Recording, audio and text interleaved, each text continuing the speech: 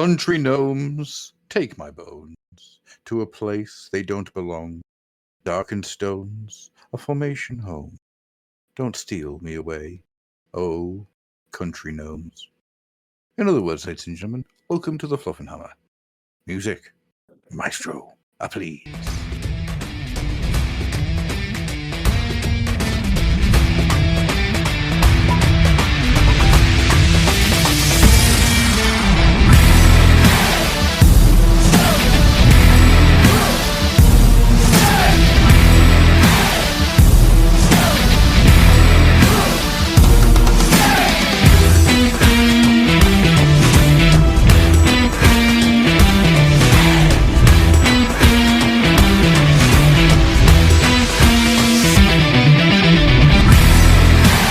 If I knew you were going to do that, I'd have dragged my old acoustic guitar out from under the bed. I could actually play that. West Gnomes. Country gnomes, take me away. Although it has become slightly tainted by the association with Fallout 76. Oh, true. Yes. Someone said that game's gotten better, but I don't believe Yeah, by all accounts, apparently it's very playable now, but the most joy I got out of Fallout 76 was it was in the midst of the COVID lockdowns, and every fucking day, and I mean every day, when I was coming home from work, there was some new fuck up. There was some new profound story about something that Bethesda had got. So not just like, normal video game company wrong, where I don't know, they'd released an earlier version or something like that, or a patch had gone wrong. No, really like crazy wackadoo nonsense gone wrong. Like there was something about like one of the helmets that they sold with certain special versions of the game developed a fungus that was killing people. Oh, I remember that. Yeah, like that. It was like, what? I don't remember it killing people, but I definitely remember people said that the mold was building on it. It was like dangerous. Yeah, it was like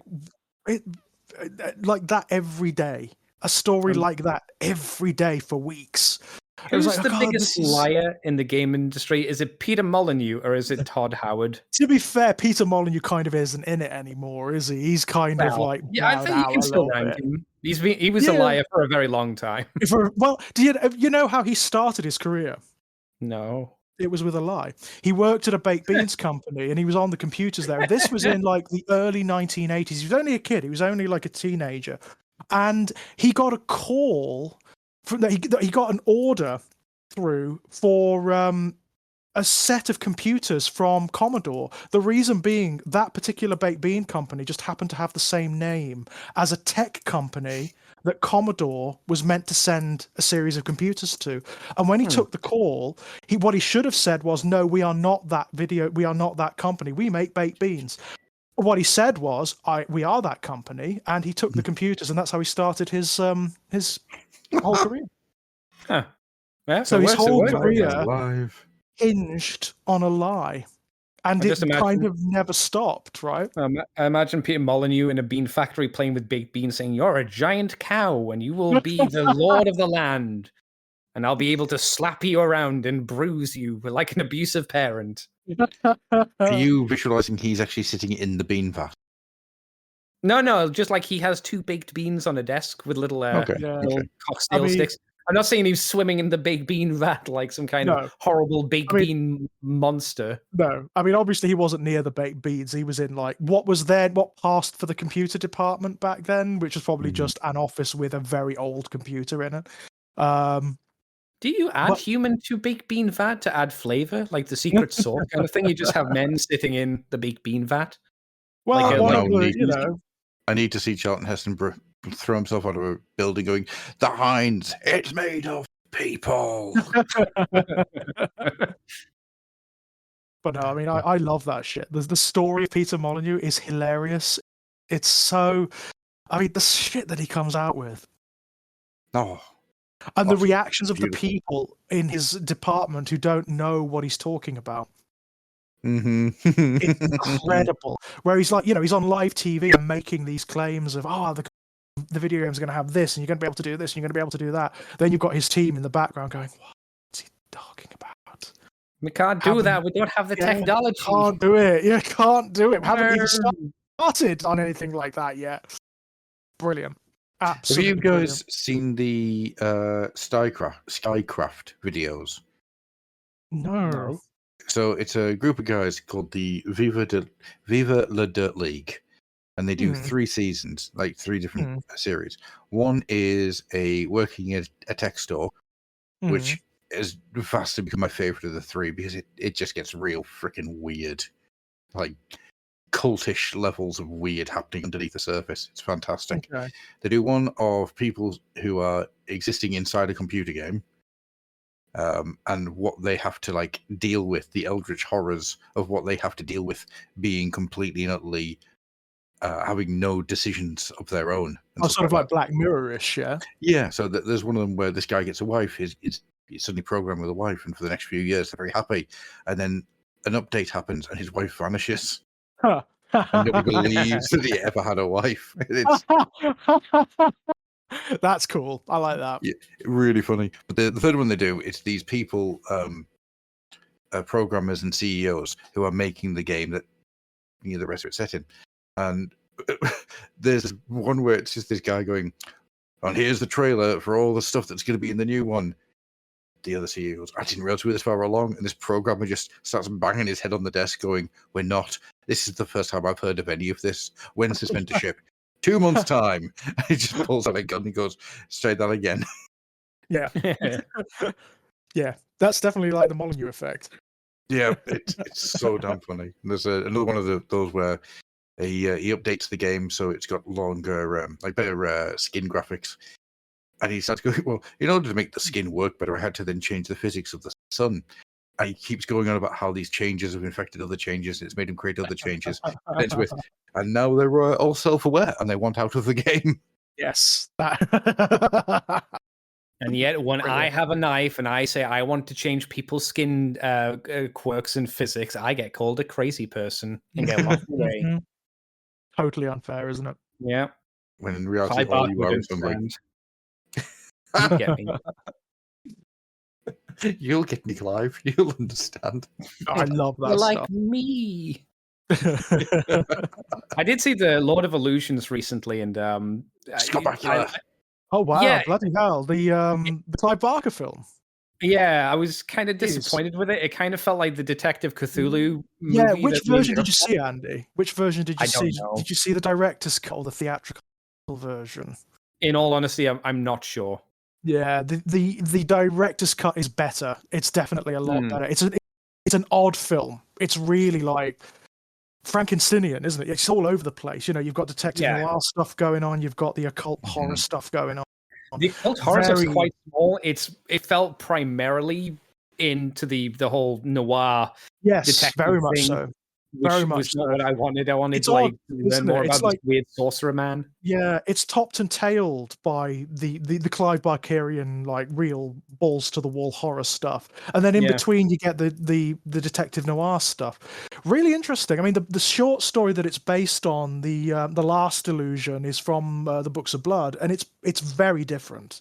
It is a very different piece of work. But you know, it's an interesting film. I like it. I can see why people don't. You know, it's one of those films where I think your mileage may vary. Yeah, I wanted to be a bit more cohesive. I wanted to focus more on the mystic stuff. I also thought it was annoying when the swords were falling on the dude from Deep Rising. Like, I don't know.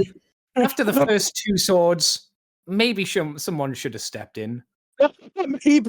Maybe they should, yeah. Maybe, you know, he gets like 5 swords in him, and then he gets the final one, and they're like, "Oh, he's dead." It's like, yeah, he is. He's dead. Of course, he is. Multiple swords in him. Yeah, although, as we discover, not. No, yeah, but if you're an audience member, I'd be like, "Oh, come on." Yeah. Ostensibly, he's dead, right? Yeah. I'm going to admit, when you said dropping on the guy from Deep Impact, the first place my brain went was, I can't remember Treat Williams being in the Lords of Illusion.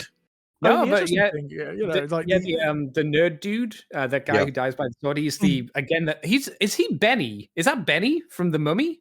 I think it is. Oh my god! I think it's Benny, right, actually. Or Igor, if you would, from Van Helsing. Yeah. Lord Oh of... my god. I think it might be. I think it is. Yeah. I thought you just needed to say as he's doing the illusions, O'Connor. Oh, Yep.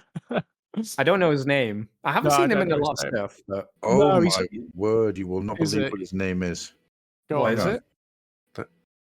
It is as well. His name's Kevin J. O'Connor. Hold it up to the camera. O'Connor. Kevin J. O'Connor. Ah, your camera doesn't like it. No. Oh yeah, Kevin J. O'Connor. Interesting. Wow, that photo was not kind to his forehead. No. Unfortunately, poor man. Unfortunately, no photos are kind to his forehead. Now that has to be edited. That doesn't look real. Is that why he had such long hair? Because he had lots of Maybe. forehead. Yeah, I did not know it was the same guy. My God. Yeah. Wow. Interesting. Yeah. Okay. Well, I'm going to ask you guys the first of two questions. Oh, this okay. evening. Oh, The Oh, first no. question is going to be: strapped in, braced. so, what hobby stuff have you been doing since last we spoke? Because it's been a while since we've last spoken. If I asked you Yeah. last time what we've been doing, the hobby wise, it would have been a completely different answer. So, what have you been doing? Oh, lots. But you can guess. I'm sure the people at home can guess what I've been doing. Yes, Tyranids. There are some on my shelves. There are some from the Leviathan set. There are some. Not enough to make an army, just the things I like, the Yeah. Carnifex and whatnot, the Screamer Killer. No, it's been the Emperor's Children. I've been doing lots and lots and lots and lots and lots of Emperor's Children. I've been splicing and cutting. I've got like multiple boxed sets from various different games and releases, and I've been cutting and splicing and making all sorts of weird and wacky body horror stuff. I've got the Veterans of the Long War Possessed. I've turned them into Lord's Cacophonists and really, really weird flawless blades and whatnot. It's been fun. It's been fun. I'm working on a lot of stuff at the minute. Do you have your chirurgeon while you're doing it and your skin cloak? Oh, if only. I would so go for. I would want a Chirurgeon. I could tell you, as a pet. I think that'd be great. I Start bet that thing scuttling is. about. I bet that stuff's awful on your neck and shoulders. Heavy. Yeah, if you're not a fucking space marine, yeah, Yeah. definitely. Oh, Yeah, you wouldn't be able to carry it, would you? no. So what I'm hearing here is that this is us starting our first Kickstarter, which is get Georgia Chirurgeon. Oh god, guys, yeah. The thing is, if you're going to do it, I want a sentient one. It has to be like the one in the books.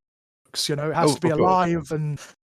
I mean, you remember from the Fabius Bile books, Adam, where it's like alive and it detaches itself from him and it goes scurrying around the ship and hiding itself and whatnot. Goes for little adventures.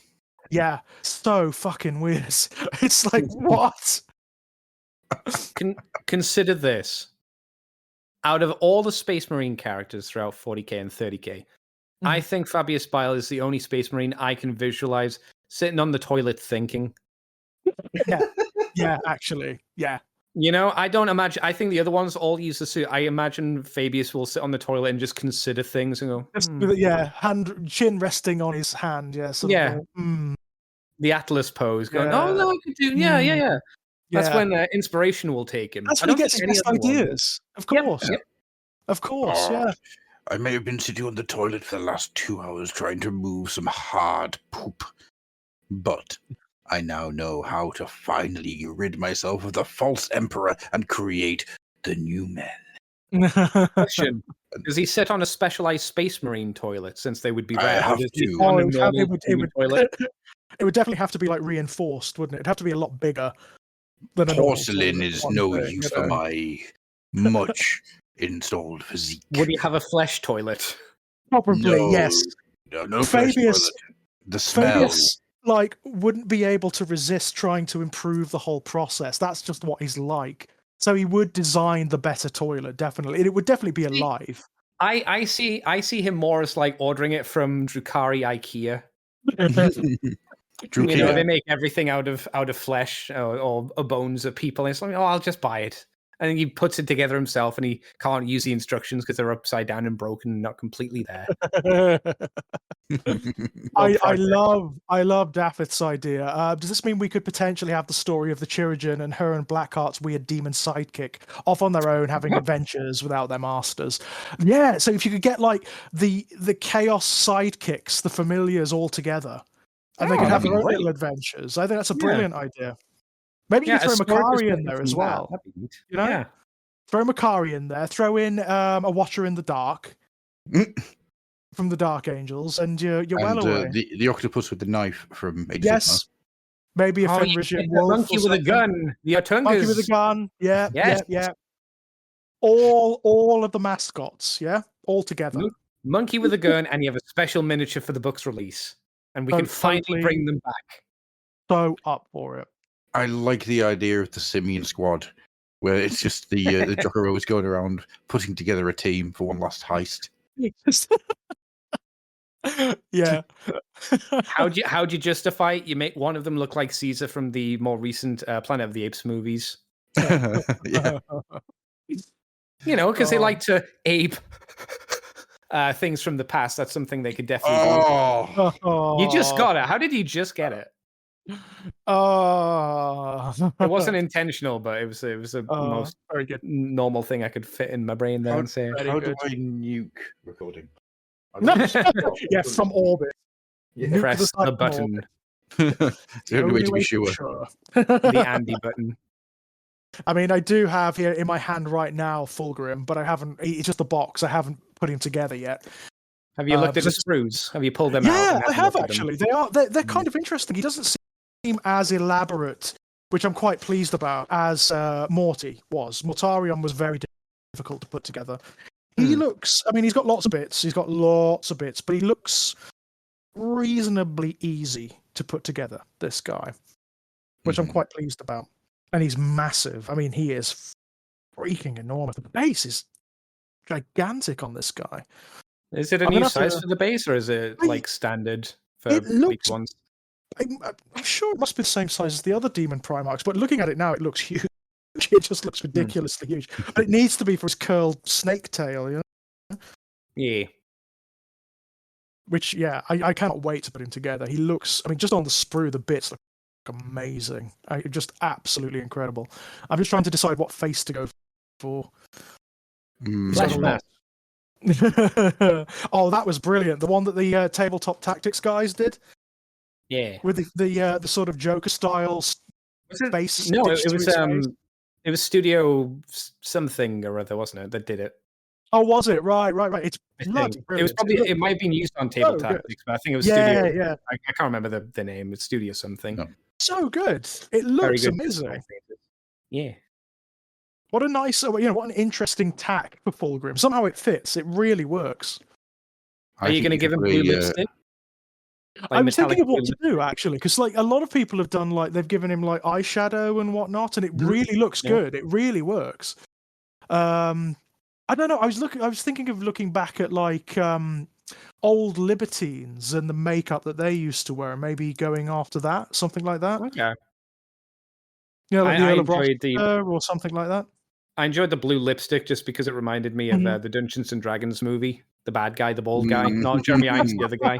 I thought you were going to say it reminded you of Zoolander, Well, which would that's also be perfect for Yeah. Fulgrim, wouldn't it? You know, But in all honesty, I didn't think the blue metallic lipstick on the Fulgrim model looked bad either. I mean, it does, No, depending on what color you do kind his outfit. If you do his armor in kinda that kind of works, midnight right? blue, it works. Yeah. it kind of Ties works, in. you know.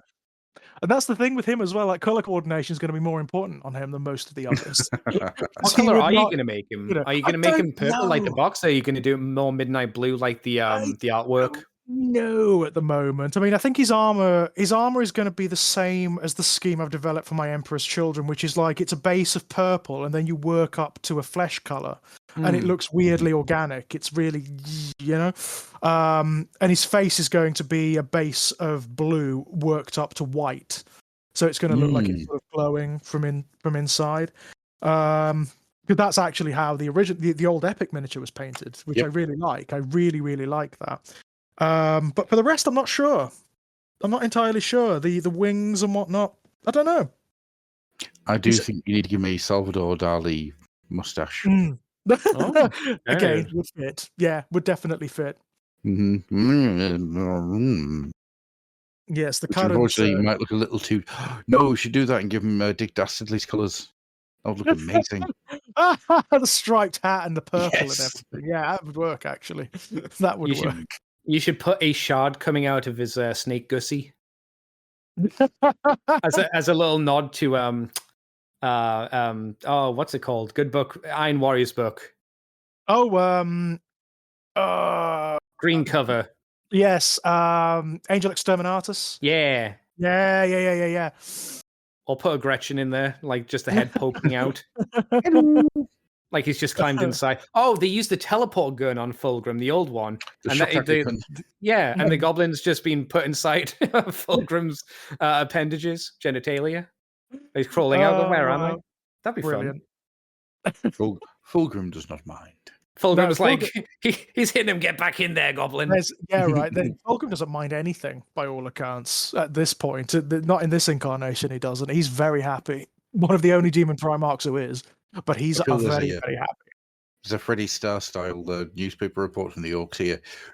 This Fulgrim, he killed my grot, he did. You don't want to go into detail on how, though, you know? Be redacted, censored. I imagine most of the Inquisition's records on Fulgrim are the Emperor's Children. They're all just redacted, censored. And then he redacted 15 entire horses. Yeah, and there'd be the weird mutant horses as well from the new Imperial Guard range. Oh, absolutely, they would, yeah. The weird feet. Well, it couldn't possibly be normal horses. That wouldn't be extravagant enough, would it? Well, are they normal horses for like 40k though? Yeah, it's a fair point. What is normal in 40k? Yeah. Considering that you do have big, giant, immortal, snake-bodied demigods. I guess it depends from what planet you come from, normality. Yeah. Right? Yeah. Yeah. That's a fair point. Fulgrim, most things are probably normal because of the amount of time he's been alive and in the Eye of Terror. And like worming his way around different realities, experiencing everything. Yeah, I suppose that's true. I imagine like at this point, the 40k universe is kind of dull. You know, you're sort of like, I've seen this. I've been around for like over 10,000 years, guys, and I'm immortal and I'm this demon. You know, it's like I've seen it all. I've done it all. You've got nothing new to show me. And Gazgul Thraka turns up. I think you're wrong. I've got lots of things to show you. Have you ever had an entire missile inserted in 3 times? Of course he has. Yes. Fulgrim is just sort of like bored, sigh. Yeah. Fulgrim's like, I bet you can't beat me in a kissing match, Orc. And the Orc's like, I can beat you in anything, I can. Come here. Gives the snog. It must have been done, but there's a ship. Fulgrim and Thraka. There's a ship. There must be artwork somewhere. Well, you know, somewhere out there. Thraka's going to kill Angron, so Fulgrim just like starts turning up in Thraka's bedroom at night. Like, maybe that's you want to kill my brother. That's the commonality, right? Fulgrim fucking hates Angron. Yep. Maybe he kind of like, you know, this is interesting. As an orc leader, you have to really bury your feelings. But with you, Fulgrim, I find I can talk about them a bit more. Hang on. That's a little shady of Thraka. He's in love with Yarrick. He's already got a boyfriend. That's not on. Old Baelai is dead. And I've got to move on. That's what he would have wanted. Baelai doesn't need to know. Yeah. What stays in Thraka is only in Thraka. To be fair, Fulgrim is not. You know, Fulgrim is not a relationship. Fulgrim's an affair. You know, he is not a relationship. If you got into a committed relationship with him, it would be hell because he's a narcissist, right? Mm-hmm. As a side, you know, he'd be fun. As like a casual thing, he'd be fun. But you don't want to be in a committed relationship with him. Believe me. No, Thraka goes into his kitchen at night and lifts open the pot lid. Oh, my bloody squig! He killed it. No. No impulse Oh. control, easily bored, no moral parameters whatsoever. You don't want to be with that, believe me. Well, Fulgrim, I've been thinking it's time for us to take this relationship to the next level. Do you want to join a record club with me? Hang on, Fulgrim's like, no, are I'm not ready for that kind of commitment. Goodbye. are you saying, George, that in this relationship dynamic, Thraka is the good one? Yeah, definitely. Oh God, definitely, yeah. He's the good, stable one. Without a shadow of a doubt, yes. You would There have is thought. no doubt in my mind. Thraka would be the better choice. If you're going for someone who's more stable and is more reliable, Thraka would be the safer choice for you. Yeah. There's no doubt in my mind. The Fluffenhammer's Warhammer dating advice. Oh man, can you imagine Now it? that's, As soon as this kitchen we've switches. got to do that. We've got to do that at some point. Like which of the Primarchs would you rather date? Which do you think, Warhammer characters? Are you wanting to do fuck, marry, kill with With Warhammer characters? Absolutely, yeah. That'd be fun. That would be a load of fun. Oh, all right, then fine. If we're going to do this, let's do this, right? I don't have those images. I can't put them on screen. I Oh, don't. Fuck, marry, kill. Marinus Calgar. oh, Marnius and Robotay. Hang on. Let me so finish. stable. You've got the three. So hang on. So you've got Marinus Calgar, Makari, and the third one will be Trazin the Infinite. Oh, Trazin Marry. Definitely. Okay. Trazin Marry, yeah. He's dedicated and he's got a hobby and he's got his own place. He's kind of stable for a Warhammer character. That's true. Yeah. He's, also very dedicated. When he's into something like forever. But he is kind of petty. He is. And he holds grudges for an incredibly long time. That's also true. And also, he does have a bitter ex who doesn't go away. Like, Calgar's the better choice, even though he's fucking boring because he's an ultramarine. He's the more he's like boringly stable. He would be the safe option, wouldn't he? Yeah, he's your backup choice. He's the one you don't really love, but it's like, well, I am like 50 now. I don't really have any options at this point. And you know that it would be fine. It would be perfectly okay. There'd be no real passion in it, but he'd be on time for everything. He'd remember anniversaries, etc. He'd pay your taxes for you. He'd absolutely. do all that. Yeah. There'd be nothing underneath. There'd be no hidden life. He wouldn't be like a secret drug addict or have any like weird philias or anything like that. He would just be very boring and very stable, very reliable. He'd be a knitter, I feel. Yes, very much so. Very much so. And he'd probably be a worrier as well. He'd be the kind of person who texts you all the time to make sure you're all right. And it's like, are you going to be home on time? Yes. You're 3 minutes behind schedule. That he would definitely be that. Without a shadow of a doubt, he'd be that. But yeah, he'd definitely be probably one of the safest options in the entire universe, to be perfectly honest. But you'd be thinking of Fulgrim. That's the thing. Jesus. Plow and Calgar, I don't love you. I love Fulgrim. So, or at least one of the other brothers, one of the more interesting ones, So what you're saying is that you're making out with a grot. I don't know. Better than a Nurgling, I'd assume anyway, but There's worse to go. Anyhow, Andy, what have you been doing? Had I finished my Necrosphinx last time? Or was I in the process of finishing it? I don't think so. I don't remember you finishing it. Well, the Necrosphinx is done. All the Spearmen are done. I've got 16 Skeleton Archers done. I've glued together my resin Tomb Scorpion. I haven't started painting it yet. I needed to get a can of spray, which I've got today. Is that the old Tomb Scorpion, Andy? The flat one with the skull face, or is it new? Is it like a new thing? I think it's newer, but I don't think it's new. It's all relative with the old world stuff, I suppose, right? But I don't think it's the oldest. Like but the I might be original wrong. One. Yeah. Yeah, Big D will probably know. I'm surprised. Gruff, do you know if there's been multiple Yeah, I Two? think there's been 2. I remember Okay, the then original One is one. it? it'll be the later one then, because they didn't Right. release the original. So All it's right, that one. interesting. I'll have Yeah, to look it's that up. it's still old, but it's Yeah, not but not quite as as old. old. Yeah, Exactly. as in like the original, I do believe was metal. You know, Mm-hmm. Yes, yeah, that's probably right. I do So And was I've the believe. second one. So was the second one.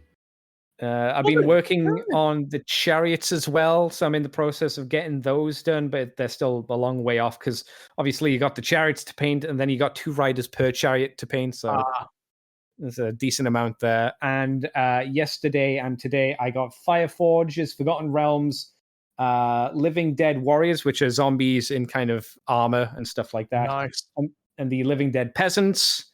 And I also got the Fireforge Forgotten Worlds Living Dead Knights, which will be Ooh, for for Black Knights, and also got Mhm. just a Bretonian box of 36 men at arms because I'm going to be doing a Vampire Counts Bretonian themed undead army, hopefully.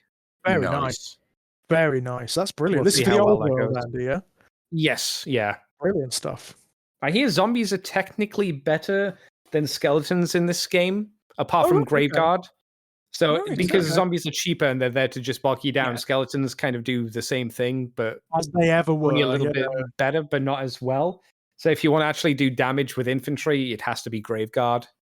I do remember there were like lots of articles about how to run an undead army properly in White Dwarf because they were very much a finesse army back then, weren't they? They were very difficult to Yeah, actually run, Yes. but if you ran them well, they were brilliant. And I yeah. remember there was one where they suggested the zombie horde, where you just Mm-hmm. have the big blocks of zombies with necromancers leading them, and then like a vampire count somewhere in the back, like a necroc as they were back then, the necroc vampire Mm. counts, just to buff them up, you know. And that was a Yeah, yeah. nasty army to face, where it was just a horde of zombies.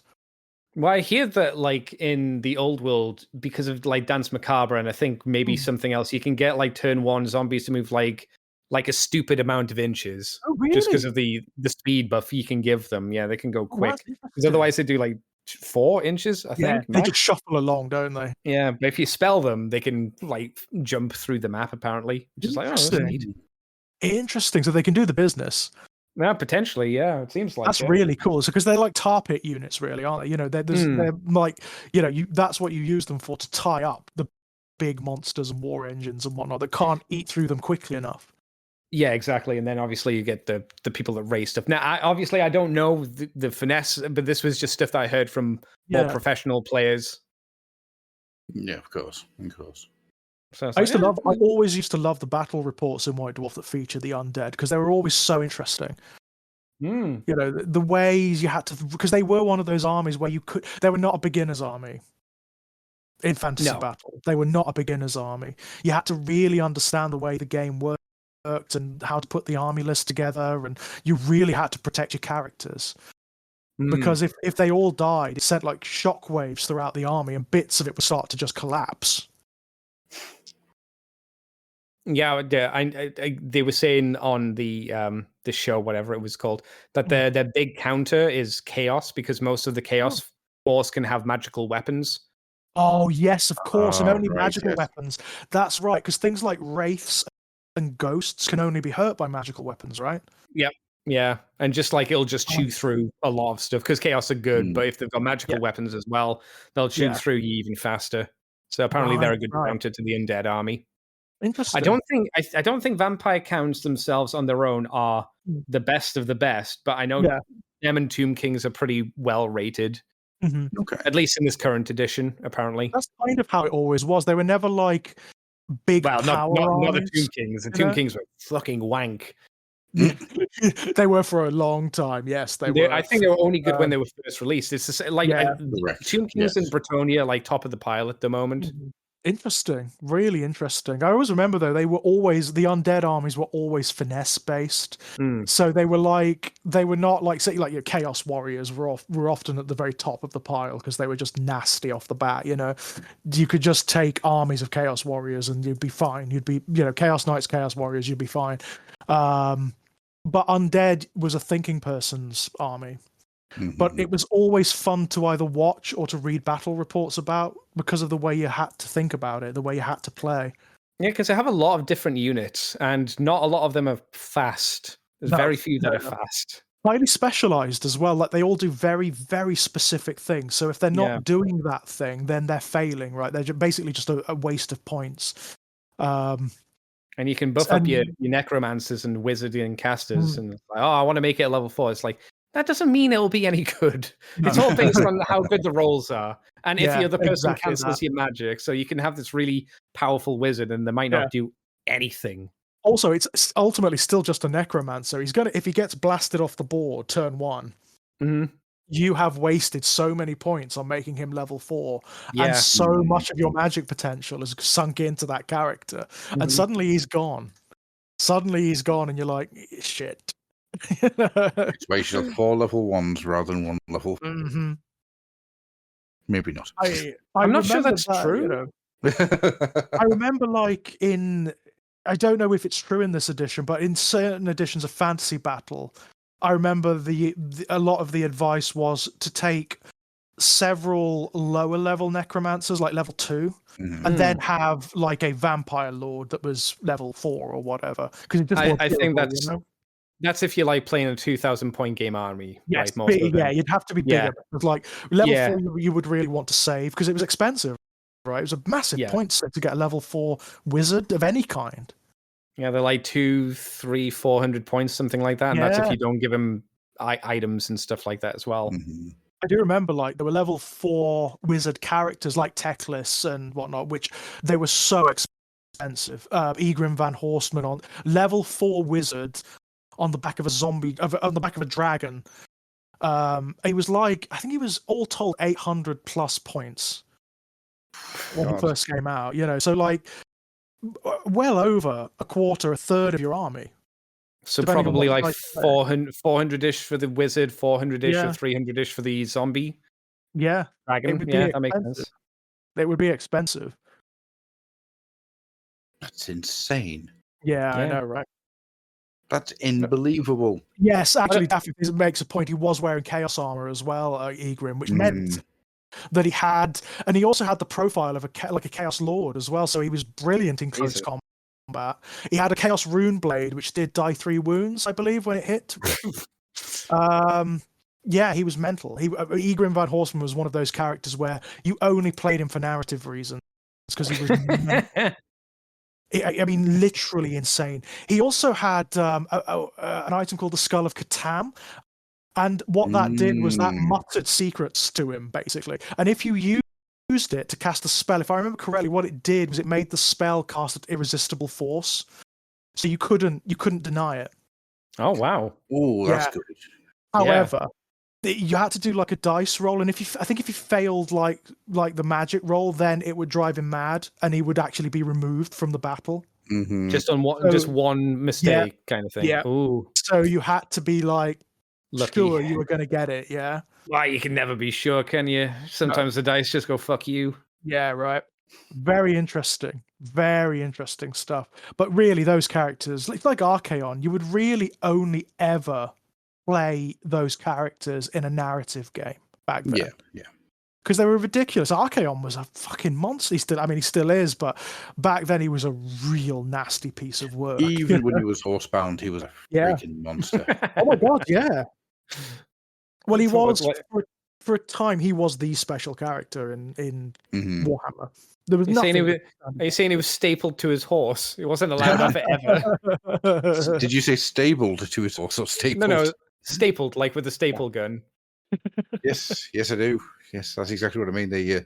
Unless you mean like he was like super glued to it.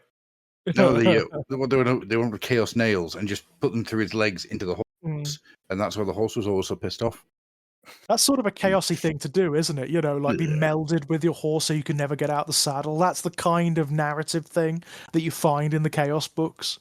But you still need to go to the toilet. Yeah, right. It's going to be a right poo if the horse falls over, though. Yeah, right. Yeah, you're in trouble then. Yeah. Yeah. What about you, Gruff? What do you do that thing with the things and the hobbies and whatnot? So I've been working on some chaos androids. Oh my god! Yes. So, yeah, I've got a Chaos Android warband that Oh, I've put together wow. for Bring Out Your Lead. Oh, superb. So I've got 5 of them. I'll just reach. Oops,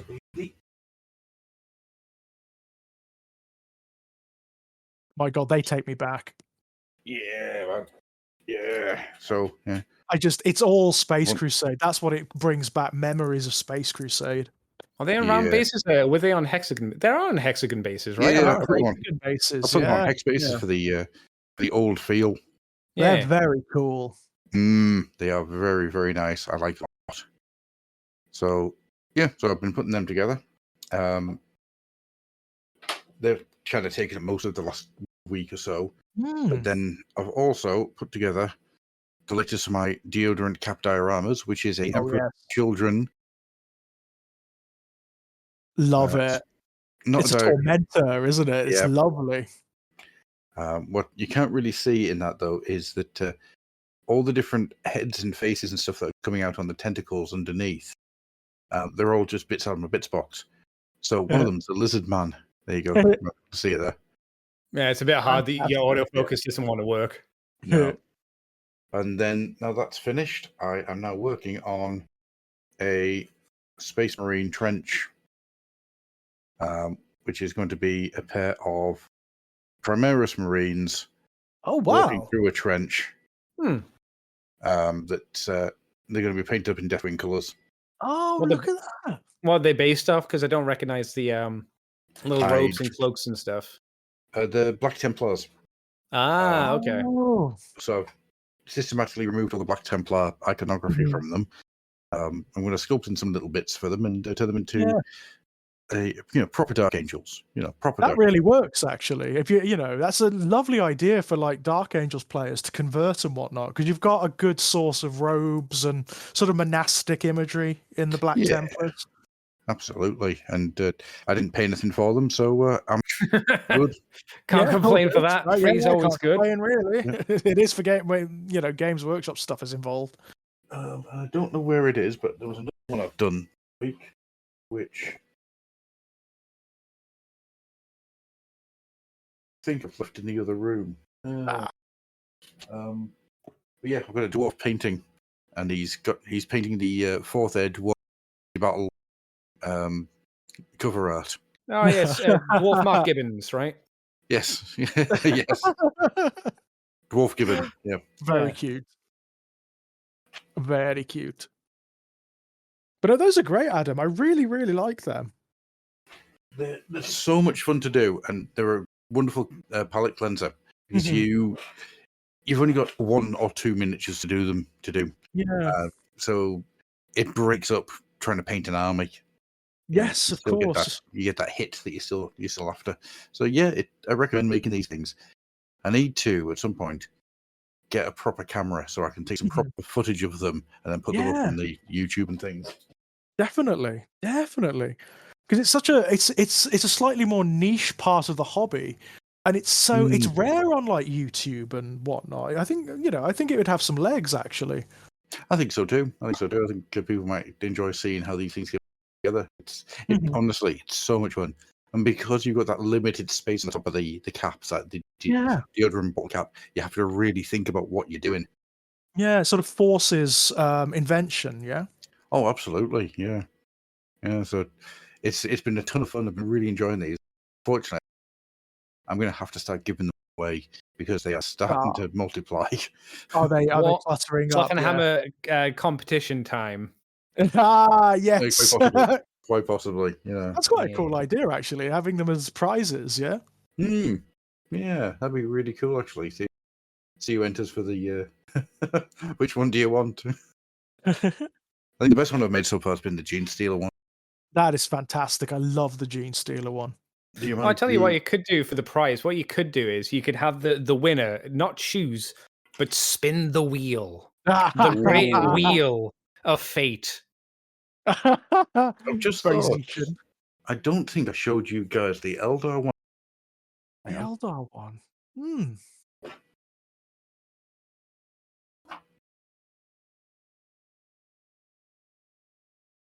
He's coming.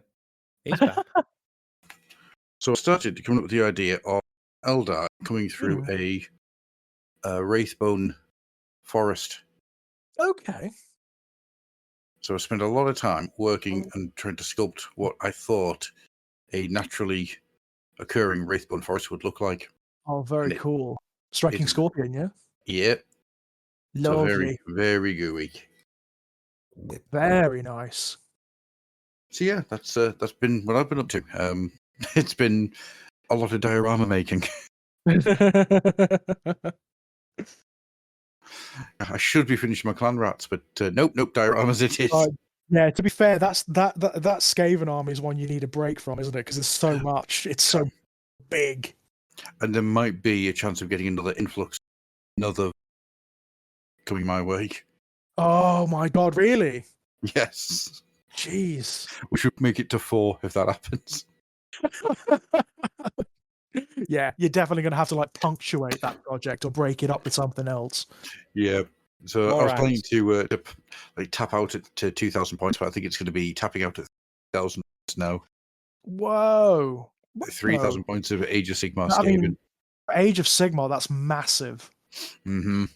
I mean, it's very rare you get a game of that size in Age of Sigmar. Yeah, it's unlikely I'd ever get a game of that. If anybody wants to play a 3,000 point army, Yeah, I'm in. I'm up for that. That's knocking like the old school Apocalypse levels, isn't it? Oh, absolutely, yes. Which works for me. Yeah, because what I also want to finish off with the Skaven is I want to get a box of Storm Fiends, another 2 Warp Lightning Cannons, and then end it with Physics Scour. And that's my army. I want that miniature, the Physics Scour one. It's just so good, isn't it? Yeah, I'm hoping to get that on birthday. I keep looking at the pictures of it in the Skaven book and thinking, oh my god, I want that. I want that so much. I just want to have it. Don't collect Skaven, but I want him. Yeah, you should just buy enough, not like in terms of points, but just so you can swap out units for the ones you want. Yeah. I mean, that's very much the idea, is to have a Skaven army that I can mix and match depending on the what I'm fighting. Yeah, if you're just bored and you're like, I want to try some Plague Monks this time around, see if I can do a Plague build. Yeah. Yeah, I mean, it's a very scary, heavy army, so it's a lot of machines and things, which is so much fun. So much fun. And considering they've kind of gone heavy on that in the new book as well. Well, have you guys seen the run or something like that? Oh, that's the new update, isn't it, or something? Yeah. Oh, the new stuff they've been putting up on Warhammer Community, yeah. So there's another Skaven update that's happened. So it's all your choice. But one of them is a ability to drop your Vermin Lords into the middle of the battle at any point of your choosing at any turn. What? In a drop pod? Pretty much. Like kind of like a deep strike kind of thing. Yeah. So it's a summoning rule. Yeah. So they turn up, and for the first turn, they don't take any wounds. The wounds are taken by the unit, the nearest unit. That makes sense. That really makes sense. That's a very Skaven rule, actually. How incredible is that? It's very powerful. Yeah. I think powerful, that is. You should make a really shitty drop pod out of tea stirrers.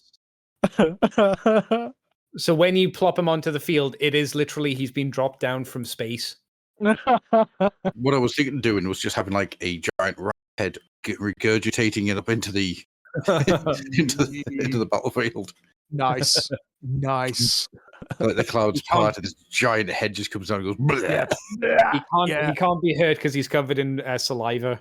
Yeah. Yep. That would definitely, that would definitely work for the Clan's Pestilent one. Mm-hmm. And there was another one that upped the war machines, so you could use it to make your war machines more powerful. So you could use things like the more warp power, but you don't get the down effect from it. Wow, my god! I mean, one thing the Skaven haven't needed in this edition is like a leg up. Yeah, they've been dominating pretty much the entire edition. That I didn't know they were like releasing rules as well as the narrative stuff in those articles. Yeah. So there's downloads. So there's stuff for the Stormcast and stuff for the Skaven. I haven't read the Stormcast stuff, but Now they do need a Lego.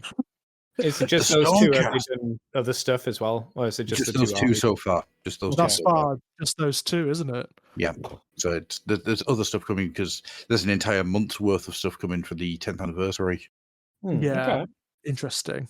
I wonder Mm. if because it is a narrative thing. I wonder if they're building up to like a narrative event, like they often do Oh, in Sigmar. Classic. I hope so. I hope so. I'd like to see Yeah. the emergence of something. Yeah, I mean, Age of Sigmar narrative campaigns are usually spot on brilliant. They're So usually pretty good, aren't they? So mm, let's. I mean, they've yet to match the majesty of the Broken Realms. That was awesome. yeah. I mean, that was something else. That was incredible. It was so dedicated. It was so dedicated, and so much happened. So much happened. I've always said that Bellicor book is the best campaign book they've ever put Yeah. out. It is Uh, freaking you know, stunning.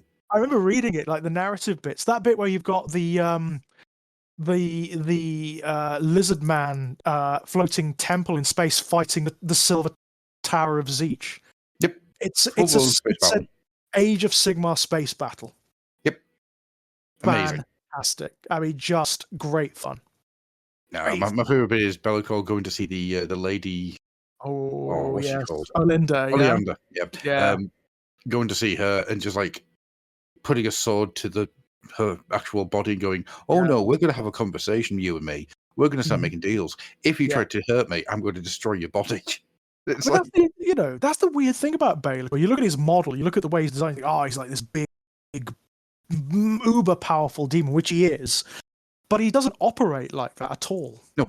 Or very rarely does. He's all about manipulation and making deals, and he's a bit like Mephistopheles, isn't he? He's kind of based on Mephistopheles, you know? Yeah, I can see that. Absolutely. I mean, don't get me wrong. When he does get down, when he does fight, he's a monster. He's like at least the equivalent of Archaon. Mm-hmm.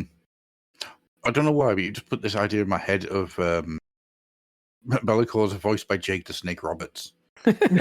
He's just doing all these weird things to people, but then he has to start fighting. It's like, oh god, you're actually really good at this bit. Oh no. Yeah, he's actually not bad at that either. I mean, have you seen his update in 40k?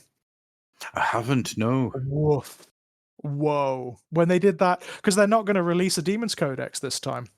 You know that?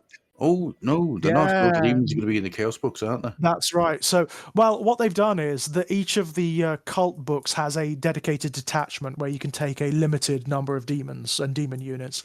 But what they've done is they've basically already released the Demon's Codex in an index that just has everything that a codex would.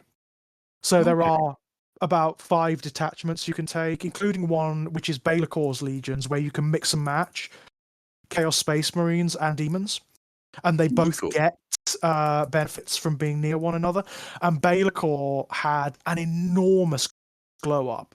I mean, like, it's huge. He's really nasty on the tabletop now. I mean, like, really nasty. At least the level of the Demon Primarchs. That's cool.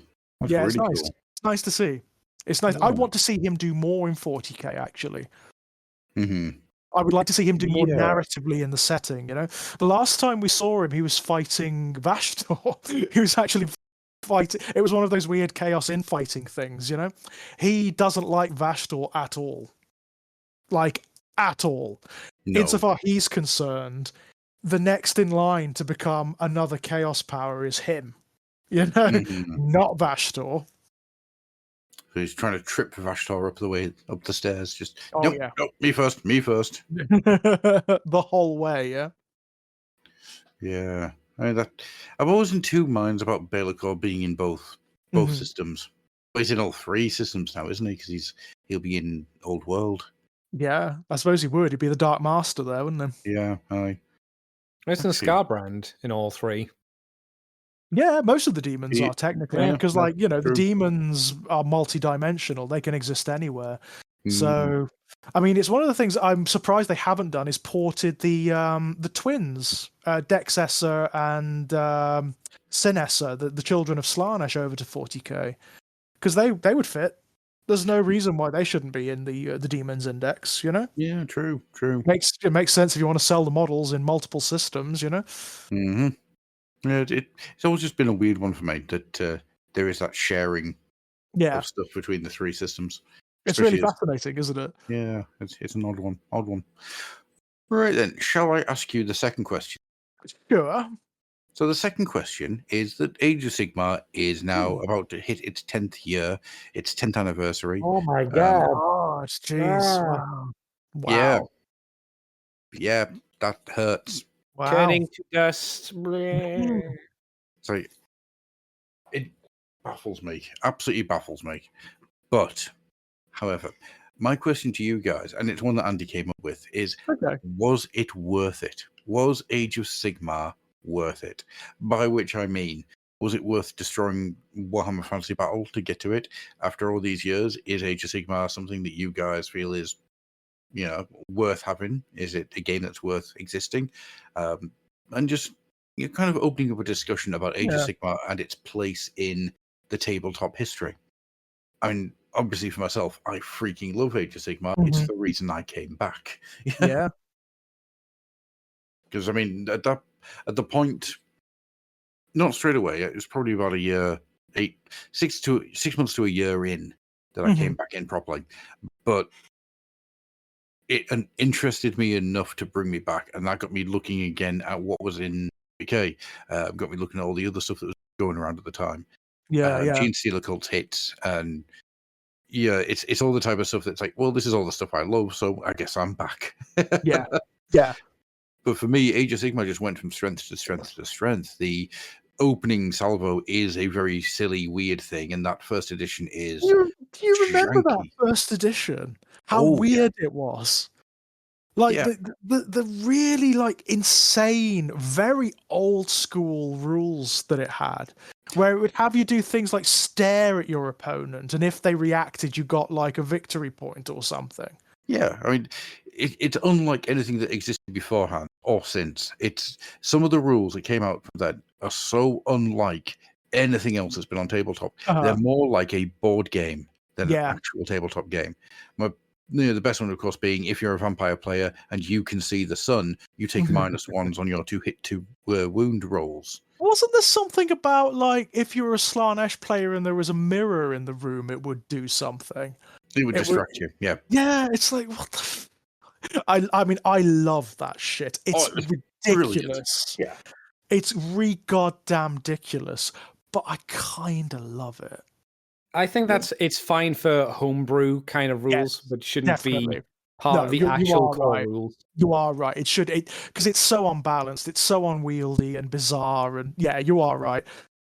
I mean, it's an odd one, isn't it? Because like Fantasy Battle was dead when the end times hit. It was dead in the ditch. It was that last edition of Fantasy Battle was terrible. It was Yeah. terrible on so many levels, and nobody was playing it. Which That's is the other weird thing. because when end times hits, the player starts to ramp up Yeah, it's like for the first time this is what people tend to in 10 forget. years. For Yeah. so many years, it's the first time anything had fucking happened. Yeah. You know, it was one of those game systems where both the setting and the game had stagnated badly. I mean, Yeah. really badly. And some of that is due to the fact that Games Workshop, didn't properly invest in it for that amount of time, and 40K was the big seller, so that's where all the money and the time went.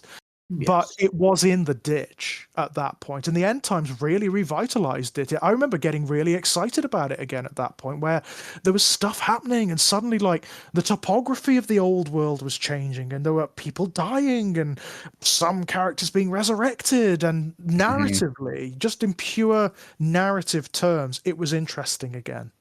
Oh, yeah. It's fascinating to look at the end times now because you look at everything that leads up to the end times Mm. and it is nothing.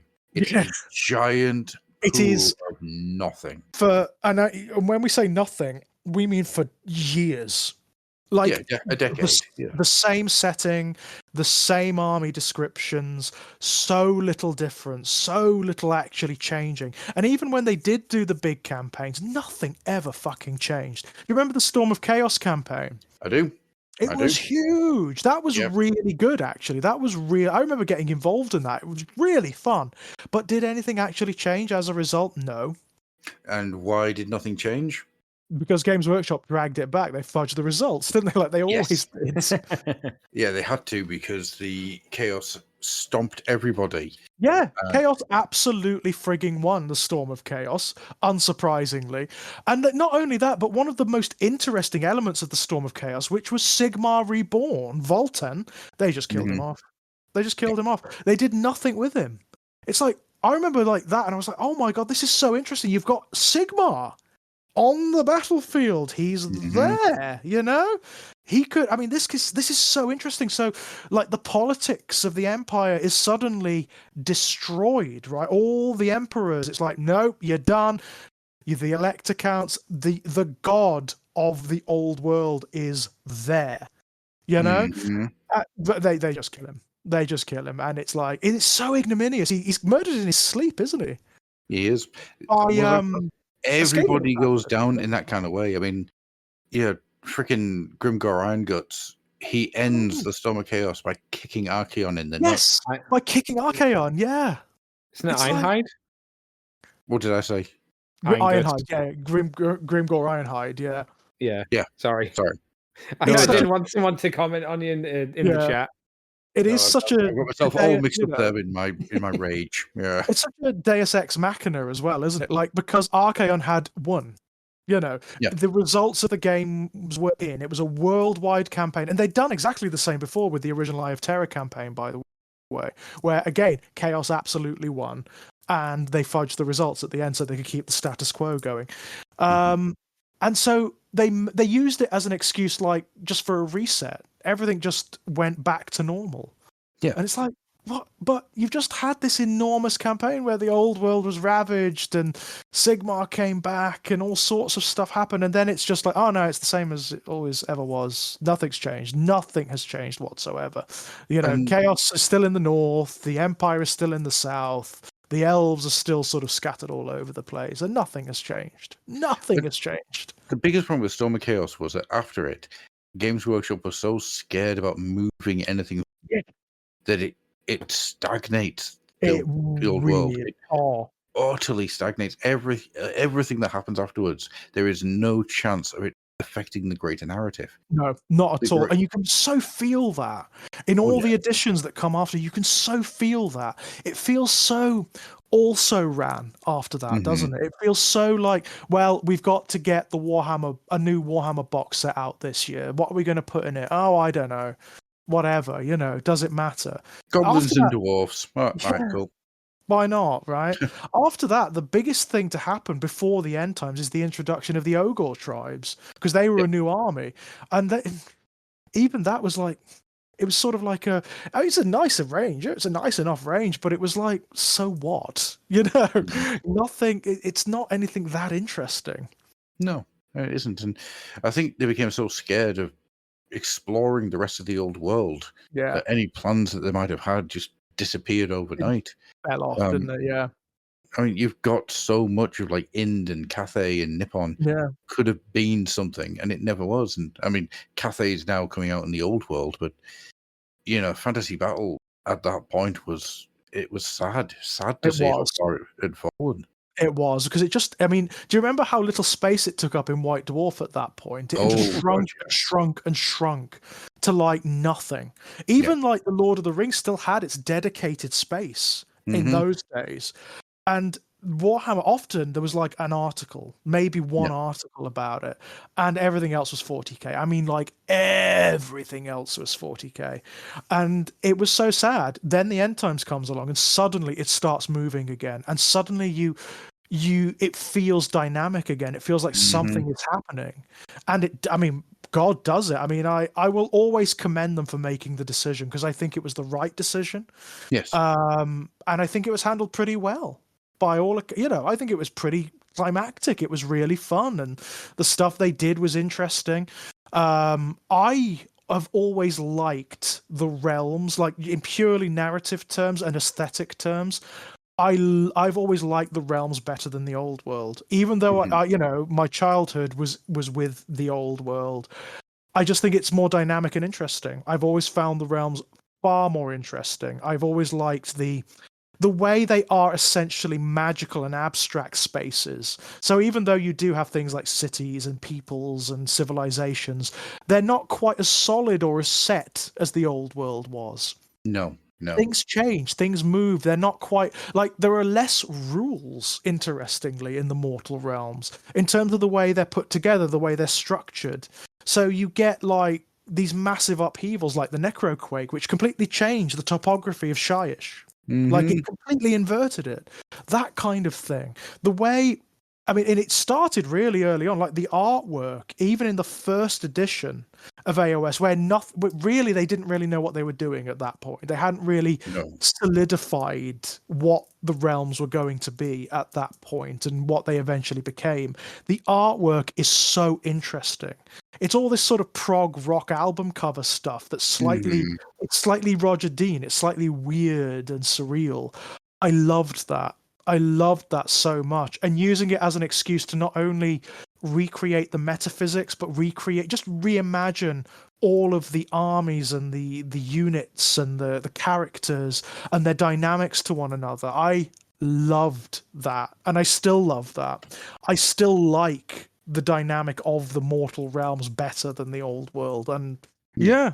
yeah, for me, I mean, I totally get if people prefer the old because it's an aesthetic choice, but for me, for my particular taste, I prefer the realms and the game system too. I mean, you're right; those first couple of editions are ropey as hell. Well, They it's really the are. first edition. The problem with the first edition is that it was written to be you can put all the rules on a piece of paper, Hmm. and as a result, it becomes really nothing. Yeah, It's a really breezy game. it is. Um, I and mean, they really wanted to do the anti-fantasy battle, didn't they? oh yeah, Like that was too much. clearly the imperative, right? Yeah, No too much of more, no more regiments, no more blocks, no more, nothing that complicated. They wanted pick up and play. Yeah. it. Yeah, and there's nothing wrong with that. No, Unfortunately, the rule set they had wasn't strong enough to support it. no, Did it was very flimsy at that point, wasn't it? Yeah, yeah. Andy, did you ever have a look at the rule set for first edition? No, No. because I only came in like second edition, if you remember, which is when It you was so dragged me in. honestly, and if you can get the original books and have a look, I mean, I think you'd be surprised at how weird it is. Hmm. It's so abstract. And like they even say things in those books, those early books, like if a problem comes up, just figure it out, just whatever, it doesn't matter, That's so unprofessional. I know it is Mm, like that though. The original AOS is kind of like that. It's so loose. It yes. sounds So almost like an loose. indie company made it more so than a It, professional company you that had been know, going on for years. honest to God, that original boxed set with the Stormcast and the Khorne Bloodbound in it, the book that comes with that, it is kind of like that. It has that If feeling it was about it. rushed and they were given no time to write rules, do you think? Is I that the know. reason why? I don't know. I honestly don't know. I don't know whether it was just that they were so intent on going for something remarkably different to the old, because the old world had failed so profoundly at that point. Fantasy Battle had failed so profoundly. I don't know whether it was because they just wanted a complete removal from it. Because of course, I mean, all the editions of Fantasy Battle are very, very rules heavy. They're very Yeah. rules based. It's you do things this way and you do things that way. You structure your army this way. I don't know. I honestly don't know whether that was the case or whether it's because they were still just feeling their way out with it. They still didn't know what they wanted the game to be. How I understand it is Jervis Johnson was kind of working on multiple rule sets at the same time, and this is the one that kind of ended up being the one on the top of the pile when it Right. was time to go to print. It's Right. but there was a lot of back and forth and confusion over what they wanted AOS to be, Oh, interesting. which, from how I understand, actually led to a lot in house that Yeah. this wasn't going to work. And Games Workshop had a lot riding on this. Yeah. So AOS then comes out, and 2 years later, we get the second edition, which is a game. Yeah. Which is a weird thing to say, but second edition is an actual game. No, you're Second right. edition turns what was a very loose, and it's funny because if you look at first and second versions of Warhammer Fantasy Battle, they are very much the same kind of thing as Yeah. first edition AOS, where Yeah. they are very loose. They're not play tested very well. Yeah. And a lot of what's happening here is a bit of a mess. Yeah. Third Ed Fantasy Battle and Second Ed AOS continue that trend by taking everything and solidifying it. Here's the rule set, here's the law. And this is where AOS picks up for me. You can really see it across the board as well, can't you? It's not just the rules, like the ideas of the worlds and the metaphysics and what the mortal realms are and how everything is going to work together really coheres in second edition. I should have also mentioned, this is quite important, first edition, when AOS happens, no points. No. Don't forget, there was no points. No. Just that one around your head. Right, you just boxed your armies down, didn't you? You just got your armies and played. Honestly, those books, looking back at them now, it's so trippy. Oh yeah. It's so weird. It's very much akin to going back and looking at like the Realms of Chaos books or the original editions of Rogue Trader or whatever. It's odd. It's really strange. No, absolutely is. It's such a strange, unusual way of doing the game in the modern day. It feels like either something you would get at the very beginnings of the internet that was downloadable for free, or something you'd find in the tail end of the 70s. It doesn't feel like a 2010s game in any way, shape, or form. It's a strange experience. It did work though, didn't it? I mean, it revitalized the fantasy game and the setting. I think people were so taken aback by it and so intrigued by it. Yeah. I mean, one of the things AOS did really well coming out the gate is taking what they had and reimagining a lot of it. Stuff like the Bone Splitters. You take the Savage Orcs, and why are they savage? Why are these now Bone Splitters? Well, sometimes an orc gets hit really hard in the head, and then he has a prophecy about killing a giant beast. He takes off all his clothes and armor, wanders off naked into the forest, where he'll probably meet some other orcs that have been hit in the head and have this vision, and they form tribes of Bone Splitters.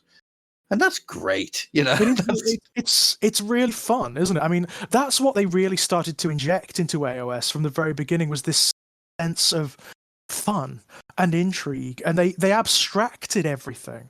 They went on this massive crusade of like making all of the creatures and the races and the armies not just examples of creatures that live in these worlds, but sort of part of the metaphysics as well. Yeah. So suddenly the Skaven are not just like Chaos Ratmen. They are incarnations of ruin. They're elemental. The lizard men are not just lizard men anymore. They are like actual incarnations of order in the universe. Kind of love it. Because it ties everything into the dynamics of the universe. And also that very old metaphysics from the old world where, there are gods, but they're all ultimately tied to chaos. There is nothing that exists outside of chaos in the metaphysics of the old world. All of the gods you could name were actually just adjuncts of the chaos powers in one way, shape, or form. That's not true in AOS. No. There actually are other gods now. There are mortals ascended to the states of gods, and that shakes up everything. That changes. What about Nagash and Sigmar? Nagash and Sigmar are the only outliers. They're the only outliers. Nagash, because he's immortal. He was immortal, and he twisted the metaphysics to basically turn himself into a god. Yeah. He's a self-authored god. Sigmar is hard to say because they never really explained what Sigmar was. They never explained what Sigmar was. But he's very likely just like an incarnation of order, as opposed to chaos. but still part of the same metaphysics. He's still essentially part of the same metaphysics. He's still a warp entity, you know. He is essentially like a reflection of the realm of chaos. That's not true anymore. That's not true in the mortal realms. No, That you get metaphysics, Alariel, you get right? Kragnos, you know, these. It's expanded, yeah. It's expanded massively. So you do have the you know, the old gods of chaos who are original gods and are infinitely more abstract and powerful than the mortals that became gods, but they do have competition now. Yeah, they You do. know, You start seeing, you even start seeing competition within their own ranks. You know, yeah. you see a lot more ascendancy happening inside the ranks of chaos than you ever did with Well, fantasy battle. absolutely, because in the old world it was always the same order, wasn't it? It was Khorne, Tzeentch, Nurgle, Slaanesh, and that's the way it was. Khorne was always Yes. at the top, Slaanesh was always at the bottom, and that's the way it was. Here, even at the very beginning, like in the background, the history of the mortal realms, at the end of the old world, Slaanesh is in the ascendant because he's devoured all of the gods and the souls of the elves. He's actually so powerful that he eclipses all of the others, Yep. and that's why they sort of conspire with the elven gods to trap him. Because he needs to be trapped. He needs to be trapped and to have his stomach pumped, you know, because he's upending the game. He's actually like he's interfering with the stability of the metaphysics between the chaos powers, and they don't like it. They don't like it at all. I always find it fascinating that Slaanesh is still trapped. Yeah, that's interesting. I mean, they've been building towards his release for ages, and it's like incrementally getting there. It's going to happen, and it's probably going to be quite soon because they've pushed it as far as they can go. My guess is it's either going to be the end of this edition or the beginning of the next one. Yeah. That would be my guess. It'll be I interesting. mean, it is going to be interesting because that will change the dynamics of several different races and armies. So all of the elven races, they'll be in uproar. They'll be they'll be terrified, for one thing. Absolutely terrified. The Hedonites, obviously, completely different dynamic for them, because their whole thing is that they're trying to find Slaanesh to release him. Yes. The armies of the other Chaos powers, they will be, you know, their agendas and their plans and their designs or whatever will be thrown completely by this. The Skaven, because the Horned Rat is a Chaos god now. Yep. So is he going to get kicked off the Pantheon, or is he going to be allowed to stay in just at the very bottom? It's going to be very interesting. I really don't know. I really don't know what that dynamic is going to be like. I can't imagine he's going to be that happy about it, though. No, that's how you get Hashut. You have the Hunt working as a tag team to try and take down Tzeentch. Yeah, maybe so. I mean, it's funny, isn't it? Because he's got lots of overlap with the other Chaos powers. Slaanesh, not so much. No, absolutely not. Not so much. There is something actually, something else I was going to mention about the early years, and that's how AOS nearly turned me off itself. Oh, does anybody remember the Realm Gate Wars series of books?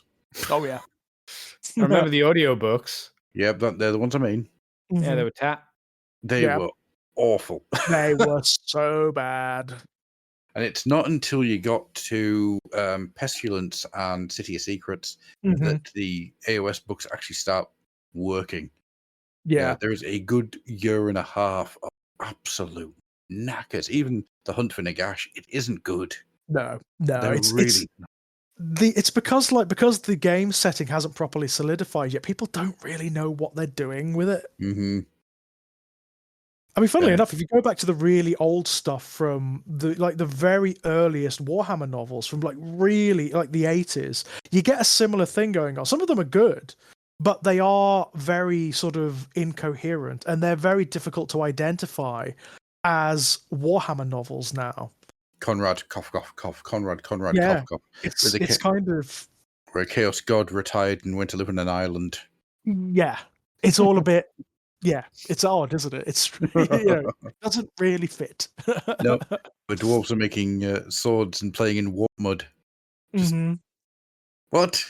Yeah, what are you on about? Whatever, right? Whatever. But I always remember trying to get through the Realm Gate Wars and just going, I don't think I can I'm interested in this. No. Thankfully, the army books, the battle tomes, were good enough to keep me interested. And once you get to City Secrets and Yeah. Pestilence, those two are brilliant. I think that's where it starts to really cohere. You know, when they start to release the really dedicated army books for AOS, they're really good. Even those early ones are really good. They're very interesting. That's where you start to see the armies and the races and the forces really crystallizing in this new setting and becoming their own things again. And that's where it starts to pick up impetus. That's where you get all the little narrative points coming in. And yeah, that's when it becomes really bloody interesting.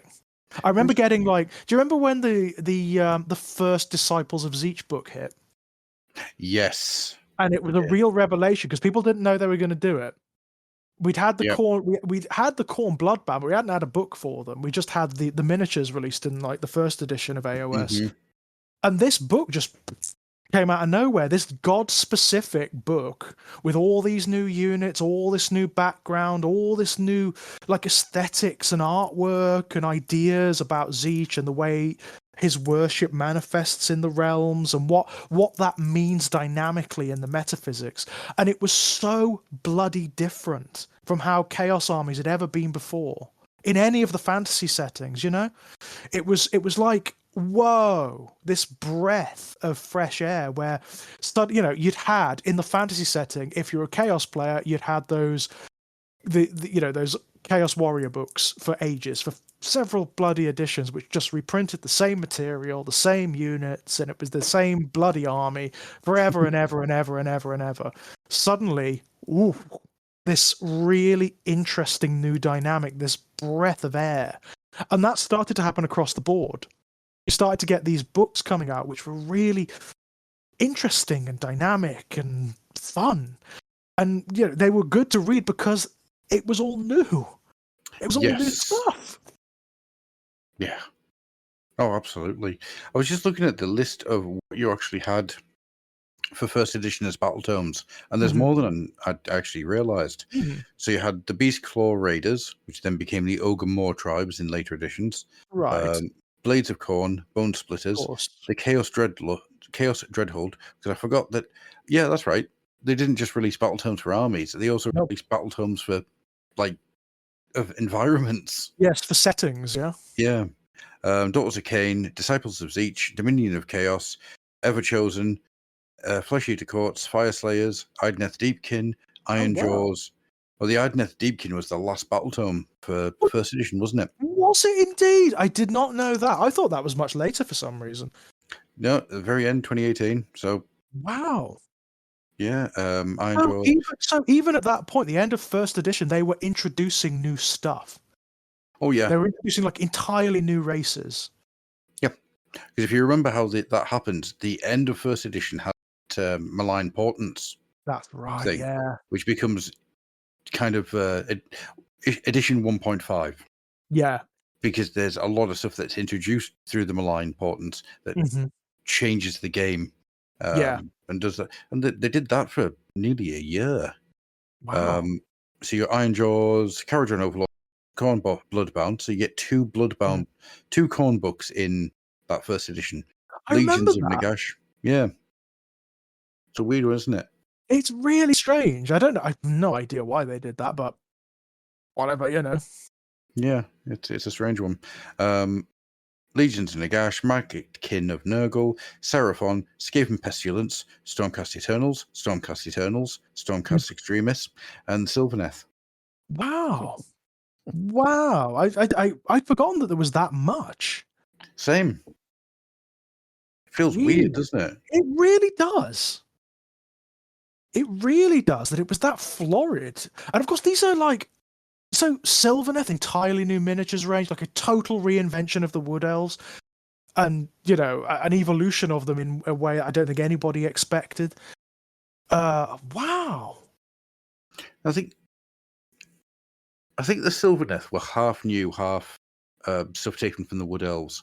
Stuff the Dryads. Right. Yeah, the Dryads came from the Wood Elves. The Tree Men, or whatever they're called, Tree Lords, I think it is now. The Ents that are not Ents, yeah. Yeah, the tree ents, just to really just hammer down on that one. Yeah, yeah, I think they might have actually been the only ones, because Alaria was brand new. Mm-hmm.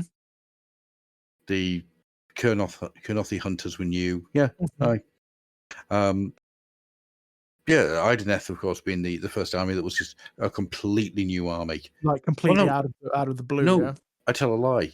The first one would have been the Fire Slayers, Yeah. because the Fire Slayers had nothing to do with what came before, and then the Right. Kharadron Overlords soon after, and then Right. you get to the Ideneth.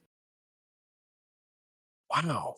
Wait, and what an interesting concept. I mean, that's where AOS is strongest for me. It's when they're doing this really brave, weird stuff, when they're upending things and changing things. That narrative drive that AOS has had since second edition, where it's carried on changing. Yeah. That's the strength of it. I think if it ever gets to the point where it's like Fantasy Battle and it starts to stagnate, that will be very, very bad for just the whole setting. Oh, we had that. It was called Third Ed AOS. To be fair, yes, yeah, that was an issue, yeah. So Second Ed then comes around and it revitalizes a lot of the ideas and expands out and creates a much stronger rule set. It sets up a much, much better explaining of how the lore works, what the mortal realms look like, and it hits the ground running. Second Ed AOS is freaking incredible. Yeah, it's absolutely brilliant, and it does so much with the narrative that it cements Age of Sigmar as being, that's my go-to. That is my place. I love this. It's so damn good.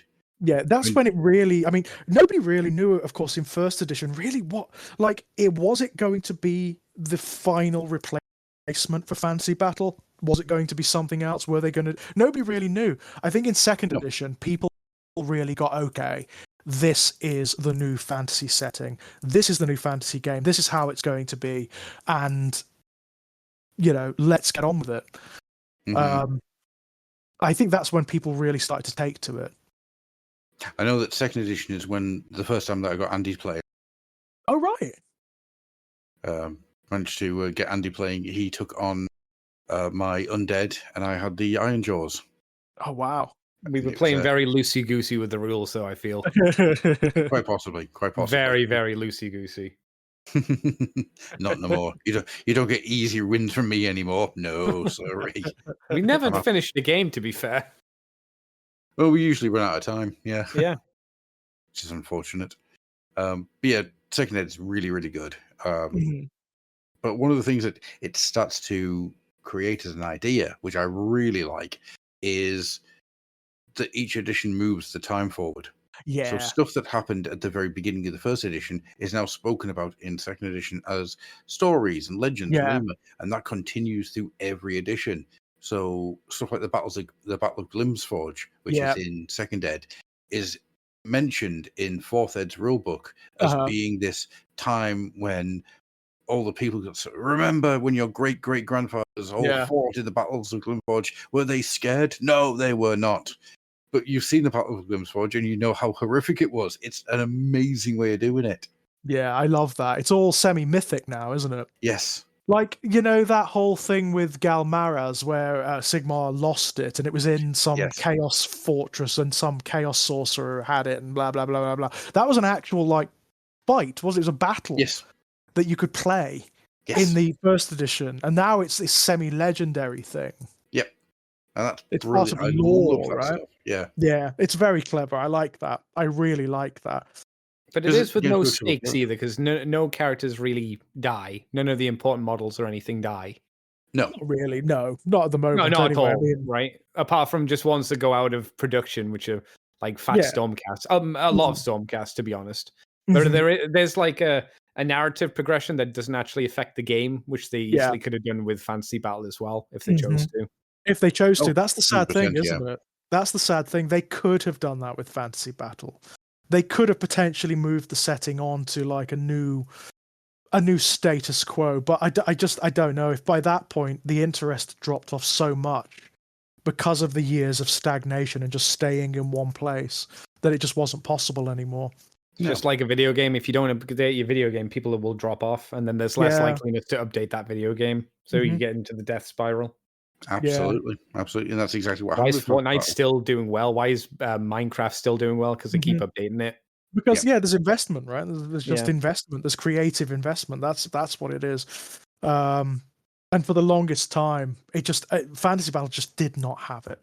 No, absolutely not. I remember. I mean, I remember that period so well where it just dropped off. Where it was like it was almost like they were temporarily embarrassed by Fantasy Battle, you know. And it was it was in that post Storm of Chaos period, wasn't it? Oh yeah, Where, absolutely. you know, where there was Everything after Storm of Chaos it's really sad. It is. It's nothing. It's just this constant tidal wave of nothing. Yeah. It feels like they just don't know what to do with it anymore. It's just stillness. It's stagnant, isn't it? Forever and ever and ever. And they're afraid of doing anything with it. That's the real sadness. They're afraid of doing anything with it. And that's a real shame because, I mean, the popularity of the end times, if nothing else, demonstrates that if they did do something really big and climactic, then people would flock back to it, right? Oh, yeah. Because people did. Yeah, they did. The end times was a massive success. Oh, it was huge. I remember, like, that was one of the biggest. It was probably the biggest event they'd ever done up until that point. People got involved, man. I mean, those battles were huge across the world, you know? Yeah, the end times books sold like hotcakes. You couldn't keep them. Yeah, well, you couldn't get them, could you? No. After a while, you couldn't get them. I mean, I missed one. I missed the one about Cain and the elves and Slaanesh and whatnot. I missed that one. But I got all the others. But it was a close thing. Yeah, oh, absolutely. It's it always. I always find it really heartbreaking just how much the end time showed that there were people out there that wanted to do stuff with it. Oh. But also I think that's why you get such a strong reaction to Age of Sigmar when it comes around. Yeah. Because people came back in and they bought in for it. And then all of a sudden it's done. Yeah. It's ended. And then you get Age of Sigmar, and I think that's got a lot of explanation why you get the people destroying their armies, selling their armies, because it's just, well, why do I even bother? What's the point in doing this? And also, early on, people just didn't know what to make of it, did they? They just didn't know what to make of Age of Sigmar. It was such a weird. I mean, that original release was so strange. Yes, absolutely was, and they should have left it for another 6 to 8 months to get it fully baked, sort of coalesce. Although, I mean, there's something I do like that slightly weird period where it's all loosey goosey and strange. Oh yeah, I mean, I also like it, but I also know that I'm. Yeah, and also, I mean, it's unsustainable. Obviously, from a purely business perspective, that would never have worked. I mean, like, you couldn't have run tournaments in that system. No, it just like the competitive scene would have been like, no. No, it would have been clown shoes. Yeah, it would. It would have been absurd. You just couldn't have done it. No, and that's what happened. Yeah, the Games Workshop worked with tournament leads in order to get the point system back in order to make it ready for tournament play, and that's what you get. As I say, by the end of first edition, you've got a solid game, which then is springboarded from to make. I mean, my guess is that what you get by the end of AOS 1 is what it should have been when launched. It's just that they didn't have the time to fully get it, so it had to be a bolt on and get it to second edition. But then, as I say, you get second edition, and second edition goes strength to strength to strength to strength. The novels are fantastic. The lore is fantastic. The rule set's great. The narrative events they come up with in second ed really they really define what AOS is about. Yeah, where things change. You know, the metaphysics is upended at the end of second edition. You know, it's so interesting. I love that stuff. Love it to bits. And also, I really appreciate their willingness to reinvent the game as well, which they do profoundly from edition to edition. Oh yes. Like AOS, each of the editions is significantly different from Yep. one another. And Fourth Ed, I mean, Fourth Ed's been a bit of a revelation, if I'm perfectly honest. That game system, I freaking love. Yeah, same. Fourth Ed is an incredibly good rule set. Yeah, Because it scales. You can do with it as you wish. And it's reactive. That's what I mean. It is the most involved of the games they've ever done. You know, it's always going to be an issue when you've got a turn-based game where, you know, when it's not your turn, you kind of stand back and let the other person do whatever. You don't do that with Fourth Ed. Nope. You are involved in the other person's turn. You know, you can react to things. That is the way forward insofar as I'm concerned. That is how all the game systems should be going. I agree. I totally agree. It's just so much more fun. It's so much more fun than just like, you know, some armies, when you've got that purely turn-based thing, some armies in certain phases of the game, you can just pop off and make a cup of tea, right? While they sort themselves out. But not for Fourth Ed. Not for Fourth Ed. No, you have to be involved. It's funny, actually. So Third Ed is a really, really good game that is hamstrung by how Games Workshop dealt with it. Fourth Ed has come out the gate swinging and has been incredibly strong and loved, you know, by almost everyone. It at the point where AOS it's in a really good place. It is secure, it is safe, it's fantastic, and I'm really happy with it. But even though we've had the same problem of 40k subsides everything, you get 5 40k for every AOS. That seems to be the way it works. Yeah. Which, okay, that's the way it is. It's simple as. Yeah, fair enough, right? But unlike in third edition, people aren't fussed by that fact, and AOS is played constantly. My local club always has a load of AOS games going on. It's great. Yeah. I think, you know, part of that is just that the game itself is so good. Yeah. It's just so fun, you know. I mean, I was really shocked at how profoundly they reinvented it this time, because it is a totally different game from all the previous editions. It is so far removed from anything else Games Workshop has ever done. Yeah. That I found myself reading the rule book, and I had to really think about it. You know, I had to sit down and think about, so how does this work? When you sit down and actually start to play a game, how does it actually work? You know, whereas in previous, as different as they have been from each other, you know, if you pick up the second edition rulebook, you kind of know what you've got. Pick up the third edition rulebook, yeah, it's different, but it's easy enough to get your head around, you know, because it's familiar. This is totally its own thing. Yeah. It's like AOS grown up, you know. It's AOS coalesced into what it was always meant to be. Yeah, it's maturity. You've got a game now that trusts its audience to take what it's delivering and run with it. Yeah. It's a solid piece of work. It's very interesting. I've never really come across anything like it before. No, especially not this kind of scale. Absolutely not. It's fun as heck, I've got to say. You know, the fact that you've got to be on your game all the time, because you've got to be thinking about like what reactions I've got. You know, what can I do when my opponent moves this piece here, or sets up this charge, or whatever. That is great. Oh yes, I mean literally the only thing that I really levy against Fourth Ed AOS is I want magic cards back. I want to have the actual cards down on the table. That's the old school gamer in you, that is, Adam. Oh, absolutely. That's the part of you that wants Dark Millennium back and battle magic. Damn right. So you see to keep track of like magical items and whatnot. Oh bloody hell, Jesus! Yeah, absolutely. And then you turn it around and say Fire of Wrath. Your opponent says that's Hero Quest. I don't give a shit, and you set them on. I must admit, I've been watching a few battle reports of older editions of both 40k and Fantasy Battle Online, and it's fun watching for nostalgia's sake. But I wouldn't want to play them again. No, I wouldn't want to play them again. I mean, Second Ed, like the combat's a nightmare.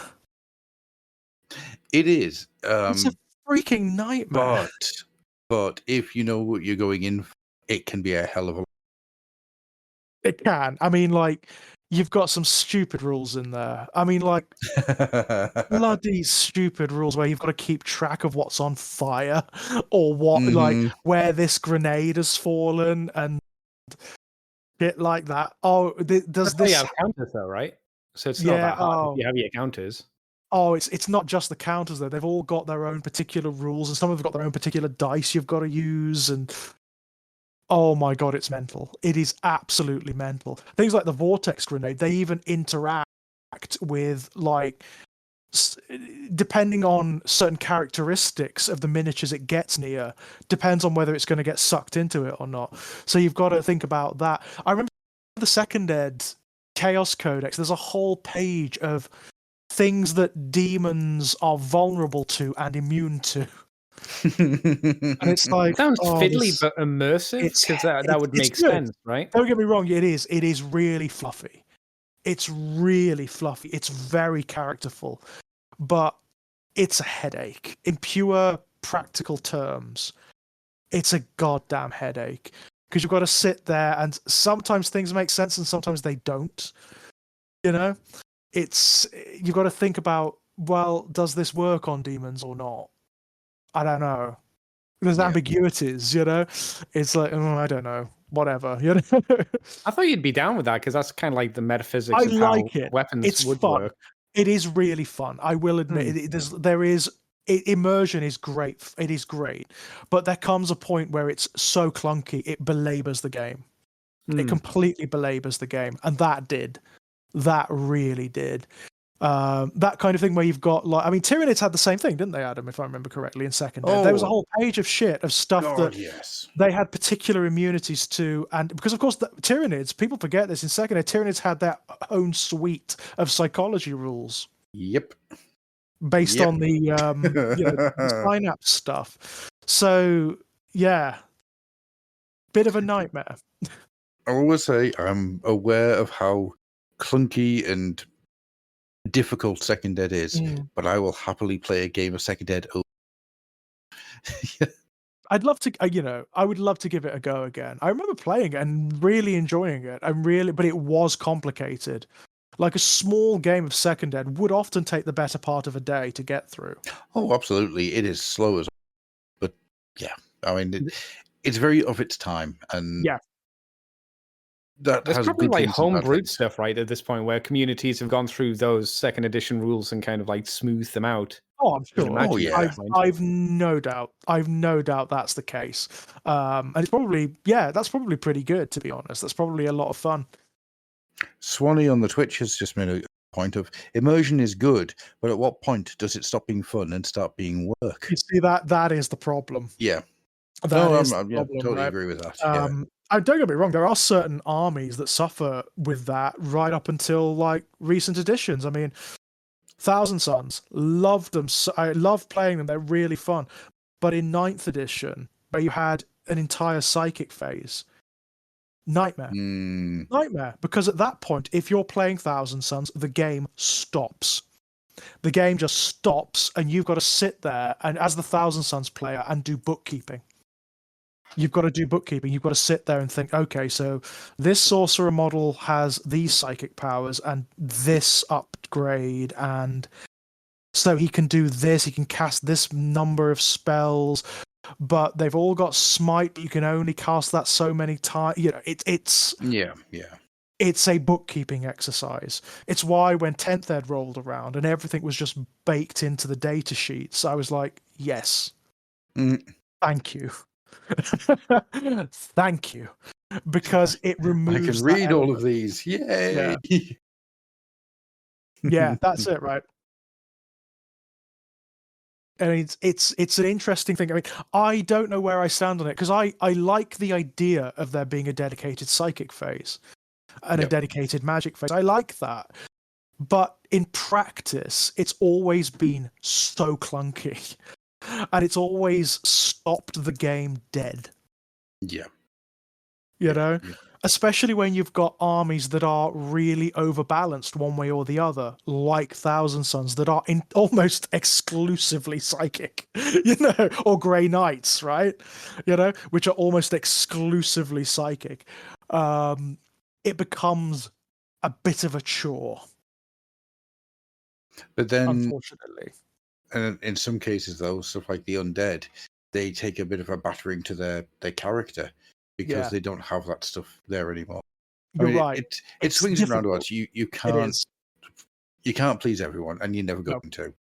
But yeah, I think honestly that AOS 4 is the best rule system that Games Workshop have put out, and I'm even including Current Necromunda in that, Mhm. which I freaking love. Current Necromunda. Necromunda's like an insane game. It's brilliant. I mean, it is like it's the books for that are. I don't think people realize, to be honest, how good the books are for Necromunda There's at the not a moment. bad Necromunda book Nope. at all. They're Nope. all They are Yeah. so good, aren't they? They're Yeah. so bloody good. There is so much stuff going on in those books that just it expands the fluff, and it has so much character going on. It's impressive. It's impressive stuff. And then you even get a Necromunda the full campaign set of books. It's like, oh god, Right. Necromunda's amazing. Oh my, Yeah. when did this happen? How did this This is, happen? I mean, this is before you even get into those amazing miniatures they keep bloody releasing for Oh, it. yeah. You know, they're just wow. But no, Necromunda's another topic we can do another day. Let's not get into Yeah. it. Let's see this to the end now. See this to the end. So, Andy, what about Mhm. yourself? What's been your feelings on the sort of journey that AOS has gone and how you've dealt with it? You know, how you've. I know that you haven't been able to play as many games as me and John, but sort of being more on the outskirts and doing the miniatures and reading the lore and listening to audiobooks and stuff. How have you found how AOS has gone from place to place to place? So from a games aspect, I hear that AOS it obviously is very good, but I see AOS as the training wheels for 40k. So it feels because people have told me that I think have told me this before, that it feels like AOS gets a new rule set and then 40k adopts it. So it almost feels like this is the beta test game where they'll try something new, and then if it's good, they'll port it over to 40k, which kind of diminishes in some aspects the product, because it's if you're the beta tester for a new rule set, then you're clearly not as important. And I think we see that in terms of sales as well, right? AOS isn't as popular as 40k example. It's not as much of a gap as you might think, though. No, but it is. It's there's clear favoritism from the company. Oh yeah. I think you can tell that by releases. So a couple of things. What kind of game is 40k in its most basic form? What kind of game is Skirmish it? game. What kind of game is Necromunda? Skirmish game. What kind of game is Warcry? Beers and pretzel skirmish game. This one I'm not too sure about. What kind of game is Titanicus? Not the Legiones Bastardes one. That's a full scale tabletop. Okay, That's like so we got. That's more like old war world than anything else. Yeah. So we have two game systems. What is AOS? Skirmish game. I mean, it's very much a skirmish game in 4th Ed. I mean, it's like proper skirmish, right? Yeah. So we have like 3 or 4 skirmish games, and the big ones, which are 40k and AOS, are both skirmish games. The advantage of fantasy battle, and I think why people like it as well, is it's something different. It's not the same game. It is rank and file, and there are people that definitely enjoy the rank and file. Yeah. And to have your company only like primarily push skirmish games, I don't think is a good idea. Like expanding I think this is a problem in itself, where we've talked about why don't Games Workshop do their box games anymore. I think this is just generally an issue with how GW have just decided to focus on AOS and 40k, and then we've got some other smaller games in the background kind of thing, which they don't like as much. I think there's a bummer to not have more game types or experiment with game types. Definitely. I did notice that you've missed Blood Bowl out of your list, by the way. Oh, because I don't even consider Blood Bowl most of the time, to be honest, because it's such a non-Andy game. But yes, Blood Bowl is thankfully That's been a staple for decades at this point as well. But it's in a lesser state than 40k. Sorry, not 40k. Necromunda. Necromunda's the most loved, not big title game, and then probably Underworlds, and then Warcry at this point. No, Warcry looks like it's on the way out. It does, yeah. It's the It feels like it's the. I mean, when was the last time we had an update for Warcry? Yeah, it's been a while now. It was a while back. Was it the Ghoul box? Woof. I think so. Yeah, that was a while ago. No rulebook, no nothing. So that's probably going to be going soon. Like, okay, so that's my issue in terms of like game wise. In terms of world and setting, I'm kind of the complete opposite of George. I really don't like the realms. They feel kind of lazy from a writing perspective because the world doesn't matter, because it can change at any time and everything can shift and you can basically make up anything a writer wants. And I don't like that. I like when it's a contained world, when you know what is happening in it. You know, that's why the old world is good. If I tell you, think of the old world, where's Araby? You know where Araby is. Where are the Black Mountains? You know instantly where the Black Mountains are. You know where the Border Princes are. You know what Ulthuan is. You know all of those locations. And then you're like, okay, I know where we are in the world. I know what's around here. I know the kind of place. You might not know the minutiae.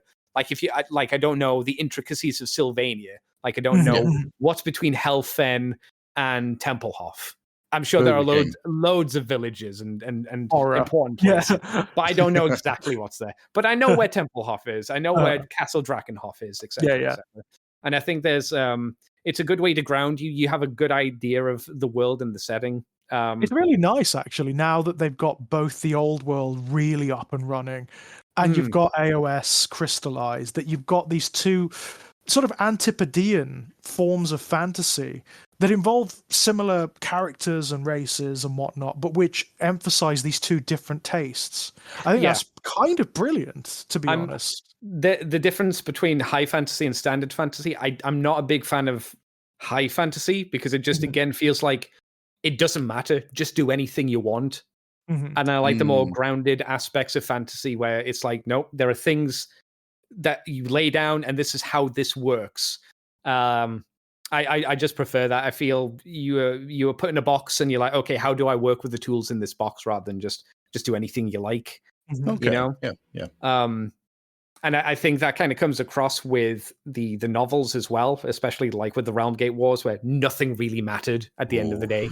It was all just a big mess. Now, granted, I haven't listened to any of the newer, I guess, AOS books.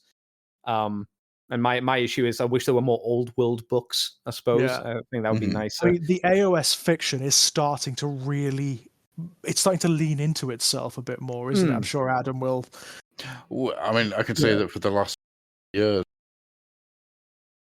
working for, the sheer amount of them that have been excellent is right. The ratio is insane. Beautifully written. Like, I mean, I think that's why I do prefer the Mortal Realms. It's because I think I'm coming at it from a writer's perspective, to be perfectly honest, because there is such potential in it. It's a setting where you can let imagination just fly. Whereas I just because of the way my imagination works, I don't like the box that Andy's describing there. I find that restrictive in fantasy, Oh, yeah. And as you say, there are now two flavors that you can. Yes, it's wonderful. It's really cool. It's such a good thing to have. Is cool. It is. It's really. I love the fact that now you've got those two audiences, and this is going to draw like some of the older audiences back too, which I really love. Oh, it certainly has. Yeah. So the question at the beginning of the show was it a good idea to get? Was the question? Was it a good idea to get rid of AOS? Sorry, of the old world.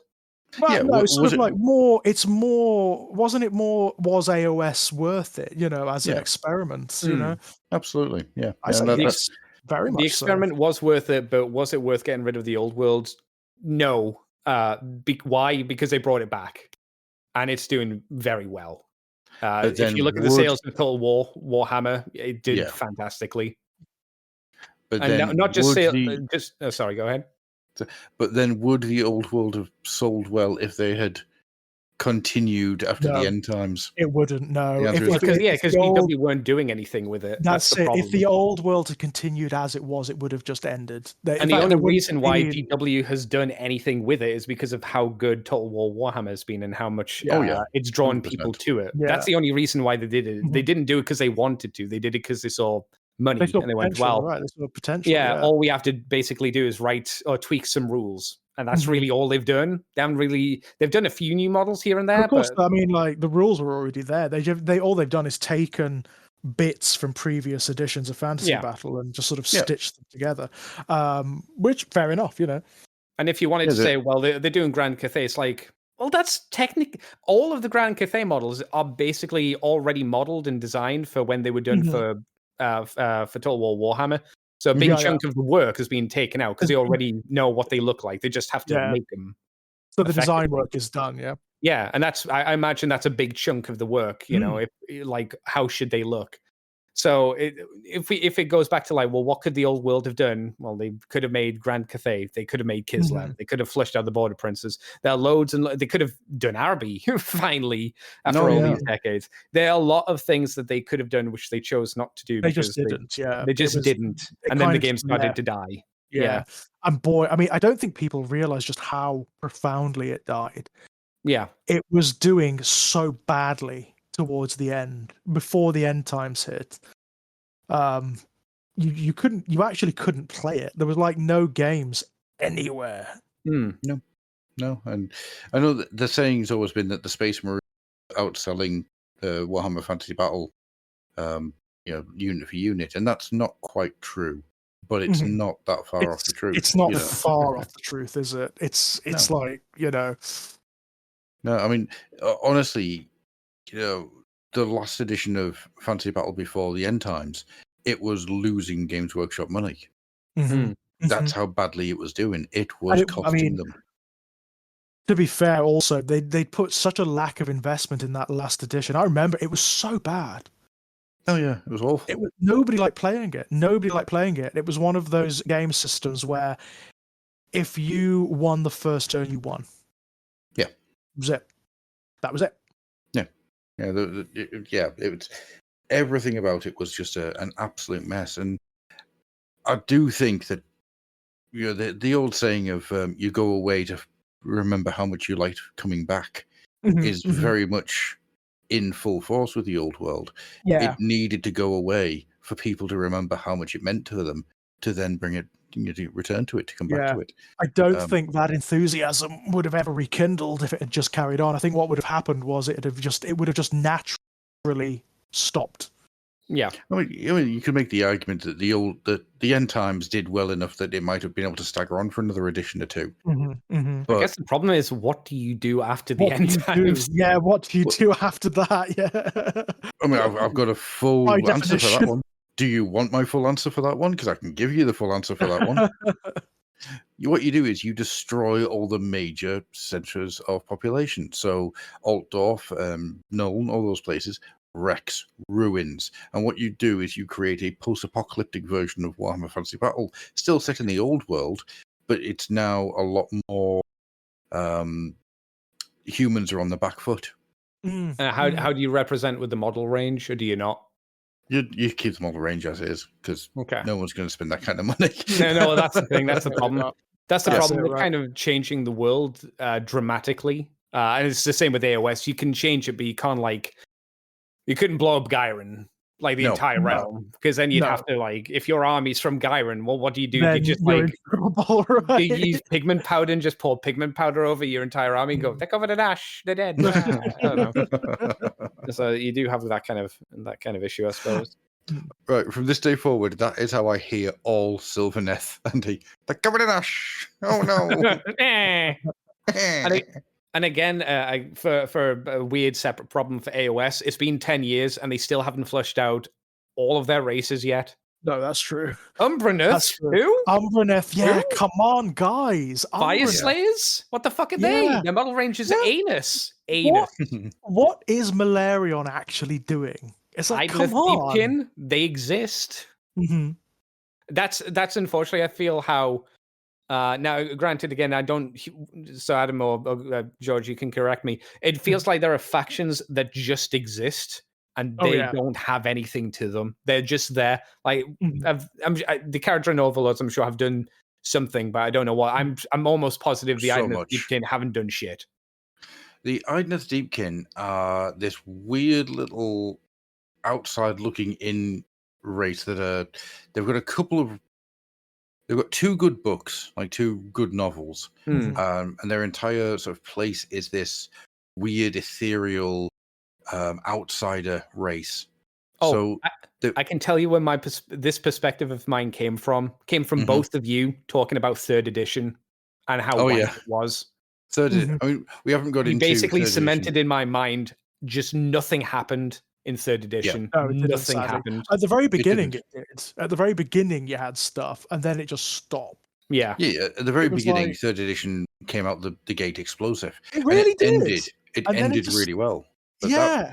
that That chunk in the middle middle was bit freaking sagged, awful. didn't it? It just Yeah. sagged in comparison to what had gone before, where you literally had like, you had Morothai stealing some lamp of the dead from the Ideneth to rip open Slanesh's guts to get inside so she could absorb the souls of the old elven kings to become a Mhm. goddess. It's like, what?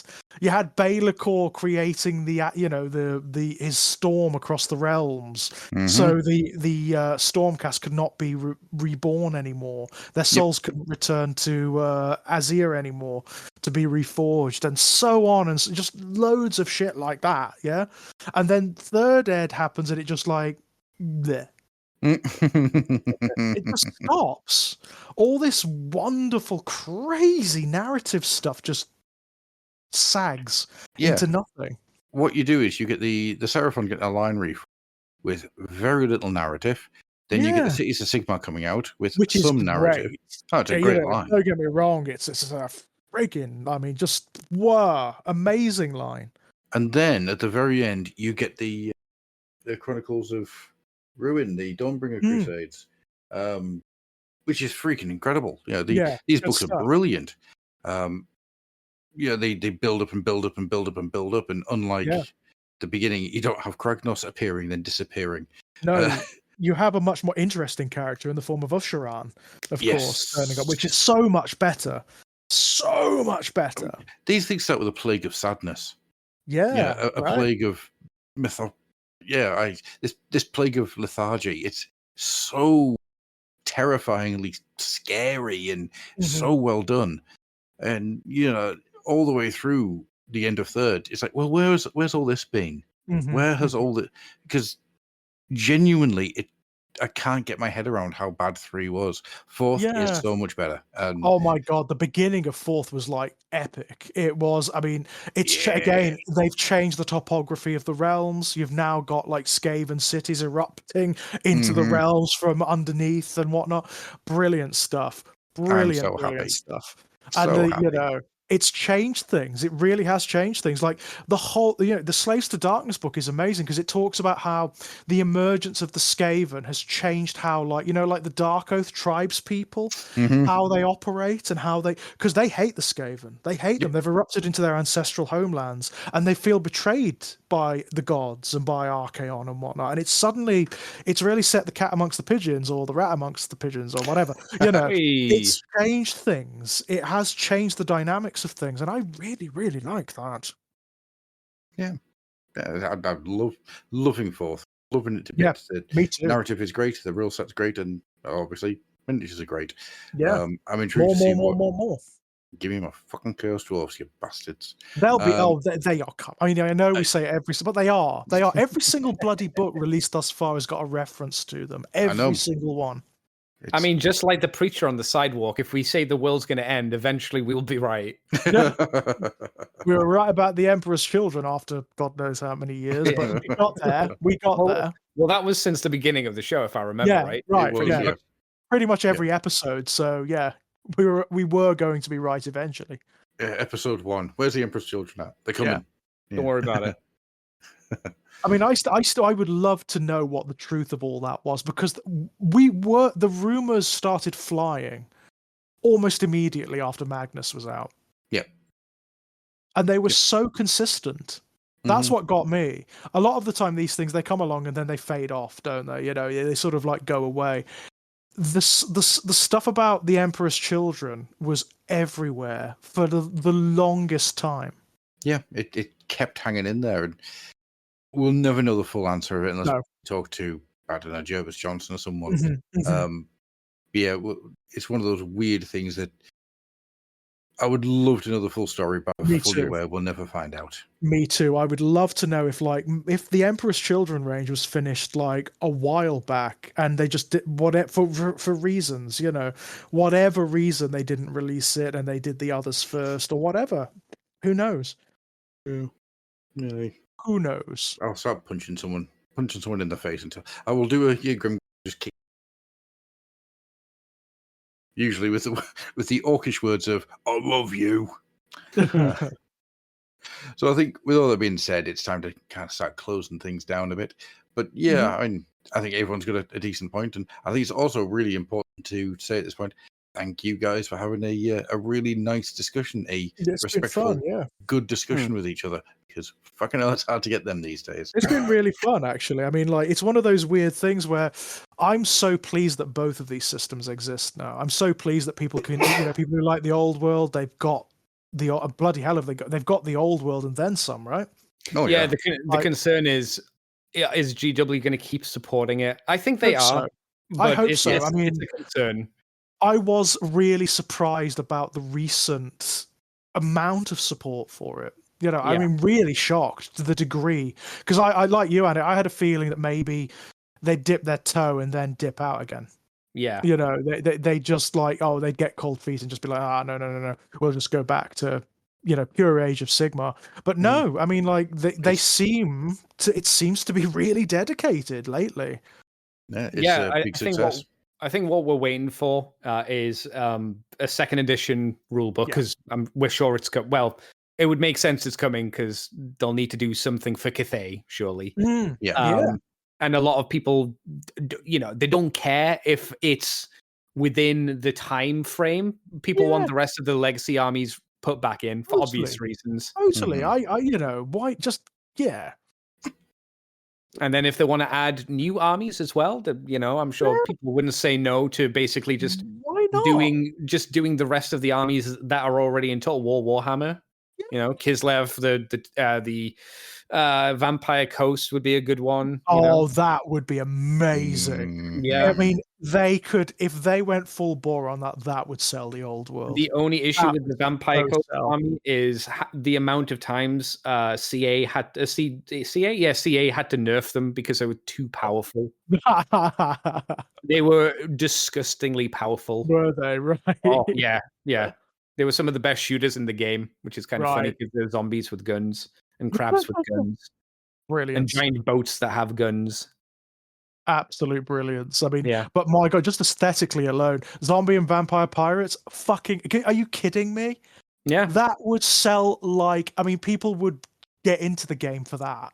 I mean, there's been one undead pirate kit as far as I know, and it was the upgrade zombie pirate crew, which was sold in a little plastic bag. If anyone remembers that one. They are missing a trick, aren't they? Yeah. They're missing a trick. Was that a limited kit? Because it was not super available, right, Gruff? No, it wasn't on general release, I don't think. Mail order only, I think. Was it mail order? Right. No. Wow. But they were so cool. They had little pirate hats. Of course. I mean, geez. How can Games Workshop not understand undead pirates? Yeah. Just do it. Do it for the old world. Do it for AOS. People will love it. Just do it. And again, doing Araby, I think that would be cool. As long as you don't make them too boring. You give them elephants, obviously, and then you maybe give them sand riders or snake riders or something like that, just to kind of make the army a little bit more fantastical. Yeah, genies. Yeah, genies. Efreet, yeah. I mean, there's just go to 1001 Arabian Nights and just plunder it. Pretty much. All the mythology, all the lore, everything, all of those old gods and demons and things. Chuck them in there. I mean, I want the Tiger Riders from In. That's the type of thing I want to see now. Mhm. I want to see Mhm. Old World get real weird and start doing like, well, we've got this place called Ind. People have Tiger Riders, and also they have giant golden walking statues that they ride around in. Oh, I tell you That's- what. I tell you what you would want as well, Gruff. You'd want them to do Nausicaa, so you could finally get your Famir yeah. back, Absolutely. Yeah. because they're Yeah, decent of units course. in the Nausicaan army. Because Mhm. Nausicaa's pretty weak because it's just Mm. men mostly, Yeah. and then you've got cool skin wolves, which are pretty good, Just and men, some mammoths. just innocent men. Just blokes. Yeah, exactly. They did nothing wrong. Just blokes. Just blokes. No, I mean that's the thing that honestly, whichever game brings out the Famir is going to be the attention goes on to. Like, Of course. I think Of course. it's more likely the old world will probably do it before AOS. Because they are a Yeah. legacy creature, aren't they? It would make more sense for them to be in the old world. yeah. I miss my Although, Famir, man. Miss him. who knows, right? Who knows? Well, Garan does have the Isle of Famir. So, It does, doesn't it? Yeah, so... That was another spit in the face of Grufflock, if I remember. Yeah. The absolutely. island of what? Can I kick you in the nuts? Oh, God. So, with all that being said, then, I think we can all agree that AOS definitely deserved to exist, and the experiment has been very successful, but also it gave us the old world, which is also a good thing.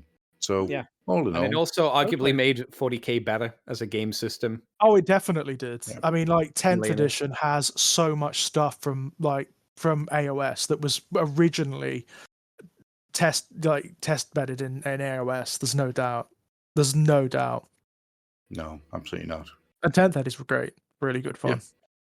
Solid enough. It's solid enough. So, pimping time. Andy, Ah, where do you wish to pimp? Who do you wish to pimp? What do you wish to pimp? well, I'm always up to pimp you, but I've not got a lot of money from doing that, to be fair. So I No, guess nobody wants to pay for me. it's a shame. I'll give Me- you away for free, but they just give me a dirty look when I offer them that. It's sad. It's sad. For some money, I won't follow you. For a pure lump of green, I'll let you have sex with Gruff. But you can find me on Twitter, Twitch, and YouTube as Decayed Andy, where I play video games and play Near Replicant version 1.9, whatever the huge rename of the remake of that game is. So that's what we're doing at the moment. I'm also on the Moonbase 2 Poopcast. So you type in Moonbase 2 podcast or Moonbase 2 Transformers podcast. You'll probably find me on places like that. And if things are still going well, Gruff, you should see me at Boyle this year. Yes, we're going to go to bring out your lead. Oh, If So that's going to be plans good fun. pan Oh, out, have superb. they Well, progressed any further? if nothing's progressed by the end of the month, I'm just going to go ahead and sort it out, and we'll Do work it out how yourself. we're going Okay, to get that's down fine. there. Yeah, because there's only so many times you can wait. No, it's true. So yeah, me and Andy and hopefully my brother, we're planning on going down to bring out your lead and have a weekend of Hammer, Yeah. Oh, which superb. which is why I'm painting up these Chaos Androids, because they're going to be my Hell's Reach army. Oh, I thought you were going to say we could play Space Crusade at the Villa. Oh, yeah. Well, I'm going to be bringing Warhammer Quest and Hero Quest and Oh. Talisman with me, so you know. Not Talisman. No, we'll never finish it. The entire weekend we'll never finish. And unfortunately, what will probably happen is what happens whenever me and my brother get together is we will find some weird, shitty ass, strange little movie, and we're going to watch that. The last time we went, we watched Shakma, which is 10 out of 10. Can you promise me it will be better than the movie that me, you, and Abby watched? Yes. Okay, good. Yeah. I'd forgotten about that. How? How did you forget about that? Because now I feel Blanked it sad. out. Blanked it out. Rules. Yeah. If somebody said to you, George, would you like to watch a film where John Lithgow plays a New Zealand serial killer in a old folks home and a judge that recently had a stroke has got to stop him? Does that sound interesting? That sounds like fun. I like Yeah. It does sound sounds like great. fun. Yeah. That's not what the film's great. about. No. It's a film about elder abuse, and it carries on constantly, and it's awful, and it's horrible, and it starts off with this entire thing of like this guy in a wheelchair, and he's like drinking his brandy, and he's smoking his cigarette, but he keeps dropping his cigarette. And then they just turn around, and the guy's on fire. And it's done very New Zealandy. It's black comedy. Okay. And there's a Best part of the cat. film. Yeah, and there's this cat, and everyone says that, oh, that cat knows if it comes up to you, it knows you're going to die. And you've got all these people like trying to give this cat space and stuff like that, which is really funny. Then you get to 15 minutes in, and it just goes, oh, no, we're not going to be incredibly sad and just do a film about horrible elder abuse in a old folks home. It's Jesus fuck. Yeah, it's awful. It's not a romp. Yeah, it's No. not. No, well, might be a romp for some very bad people, but Right. For and like, it's also it's it's also just pretty boring. I think that's an issue I had with it as well. I was bored out of my mind watching it. It's so slow. which is and the cardinal sin, right? Yeah, it's boring and depressing. Yeah. Oh no. Yeah. no, it was bad, and I felt so That's a shame. I annoyed. love John Lithgow. You know, he's Oh, brilliant. he's in great. everything, So Yeah. Wow. I mean, even in the film, he is great. 'Cause yes. he's Give got him this- shit. Yeah, It's he's got this just- weird accent. He's got this weird look to his. He's doing something with his face that's really odd and off-putting. And he's got this doll that he keeps talking to, and he's great. And Mhm. it's just the fact that the film itself is so bad that it's painful. Right. Okay. Want to avoid then, yeah? Yeah. Yes. So, where can people find you, George? Me? Oh my god. You can find me over at Exaggerated Elegy, where there are a couple of I mean, it's been a bit slower lately because I've just been so friggin' busy with shit. But there are a couple of video game Let's Plays up there. Just completed Still Wakes the Deep, which is great fun. And I've just Ooh, yes. started Deltarune, which is the kind of sequel, but not to Undertale, kind of. Oh, I it's- know that one. It's a Yeah. sidequel. It's Yeah. really weird. You need to kind of see it to understand what's going on. But I'm loving that. It's just I love those games so much. There's also going to be a few more like podcasty examinations of literature and video games and cinema and stuff up there very, very soon. You can find all of my published work. Links are there too at strangeplaygrounds.com. Or if you go to the Evil Empire of Amazon and type in George Daniel Lee, you'll find my Amazon author page. There are loads of essays set for release over at the Ginger Nuts of Horror in the My Life in Horror series, which is a series of articles about media and fiction that's had a profound impact on me. And I think that's it for me for now. Oh, if you fancy chatting, you can come and find me over at Blue Sky under Exaggerated Elegy, I think. Okay, cool beans. As for myself, I'm going to really try to do something that I don't ever do in this case. But normally I just say you can find us at thefluffenhammer.com. Give off the YouTube and the Blue Sky, search for us, you'll be able to find us. However, there are two things that you should really know about the stuff that we put out. One, we put out a show every week where we go down and have a look at a article, Games Workshop's publication history. I do this every week. It is released every week. It is a weekly show. It has been going now for nearly a year, and it's gone places. Today's release was all about the Man o' War, the game Man o' War, and the undead fleets that were in Citadel Journal issue 6. Oh, this is the stuff Oh that my we did, God. right? Yes. Right? God, I Yeah. remember that. Yeah, man. Yeah. We sometimes talk Jeez. about the articles. Sometimes. Sometimes. It But goes Big all D over the takes us place. off topic all the time. He's a right shit. Yeah, it's all I can his say fault. that he's already gone. I've checked the chat. He's already gone. So that's there. The also means you get the articles early, you get the reviews early, and you get my Sunday musings early. The Sunday musings is a weekly essay that I write where I take the idea of a concept or something tangentially related to the hobby, and I time myself 90 minutes, and in those 90 minutes I write the article. That article at the end of 90 minutes is what goes out. It is a stressful time, but I thoroughly enjoy doing it. So that comes out every week. Also, what comes out every week is a video. We've just halfway through Old Order Seeds of the New Old World, which is the Warhammer world and various nautical themes that run throughout. Once that finishes, then it's going to be Mapping the Mortal Realms, the Age of Sigmar lore series, which is going to be a load of videos of the battle for Glimsforge. And then after that, it's back to Necromunda Historica. Stuff comes out every week, but also an article comes out every day. So, I do a lot of work for you guys to enjoy. Pretty good stuff. So, come join us on Patreon, give us money because, do Mhm. a lot of work. Adam can't stop. I'm starving. I don't have time to make myself a sandwich. So, yeah, that's us in a nutshell. So, and thank you guys at home for listening. Good night. Thanks, guys. Bye.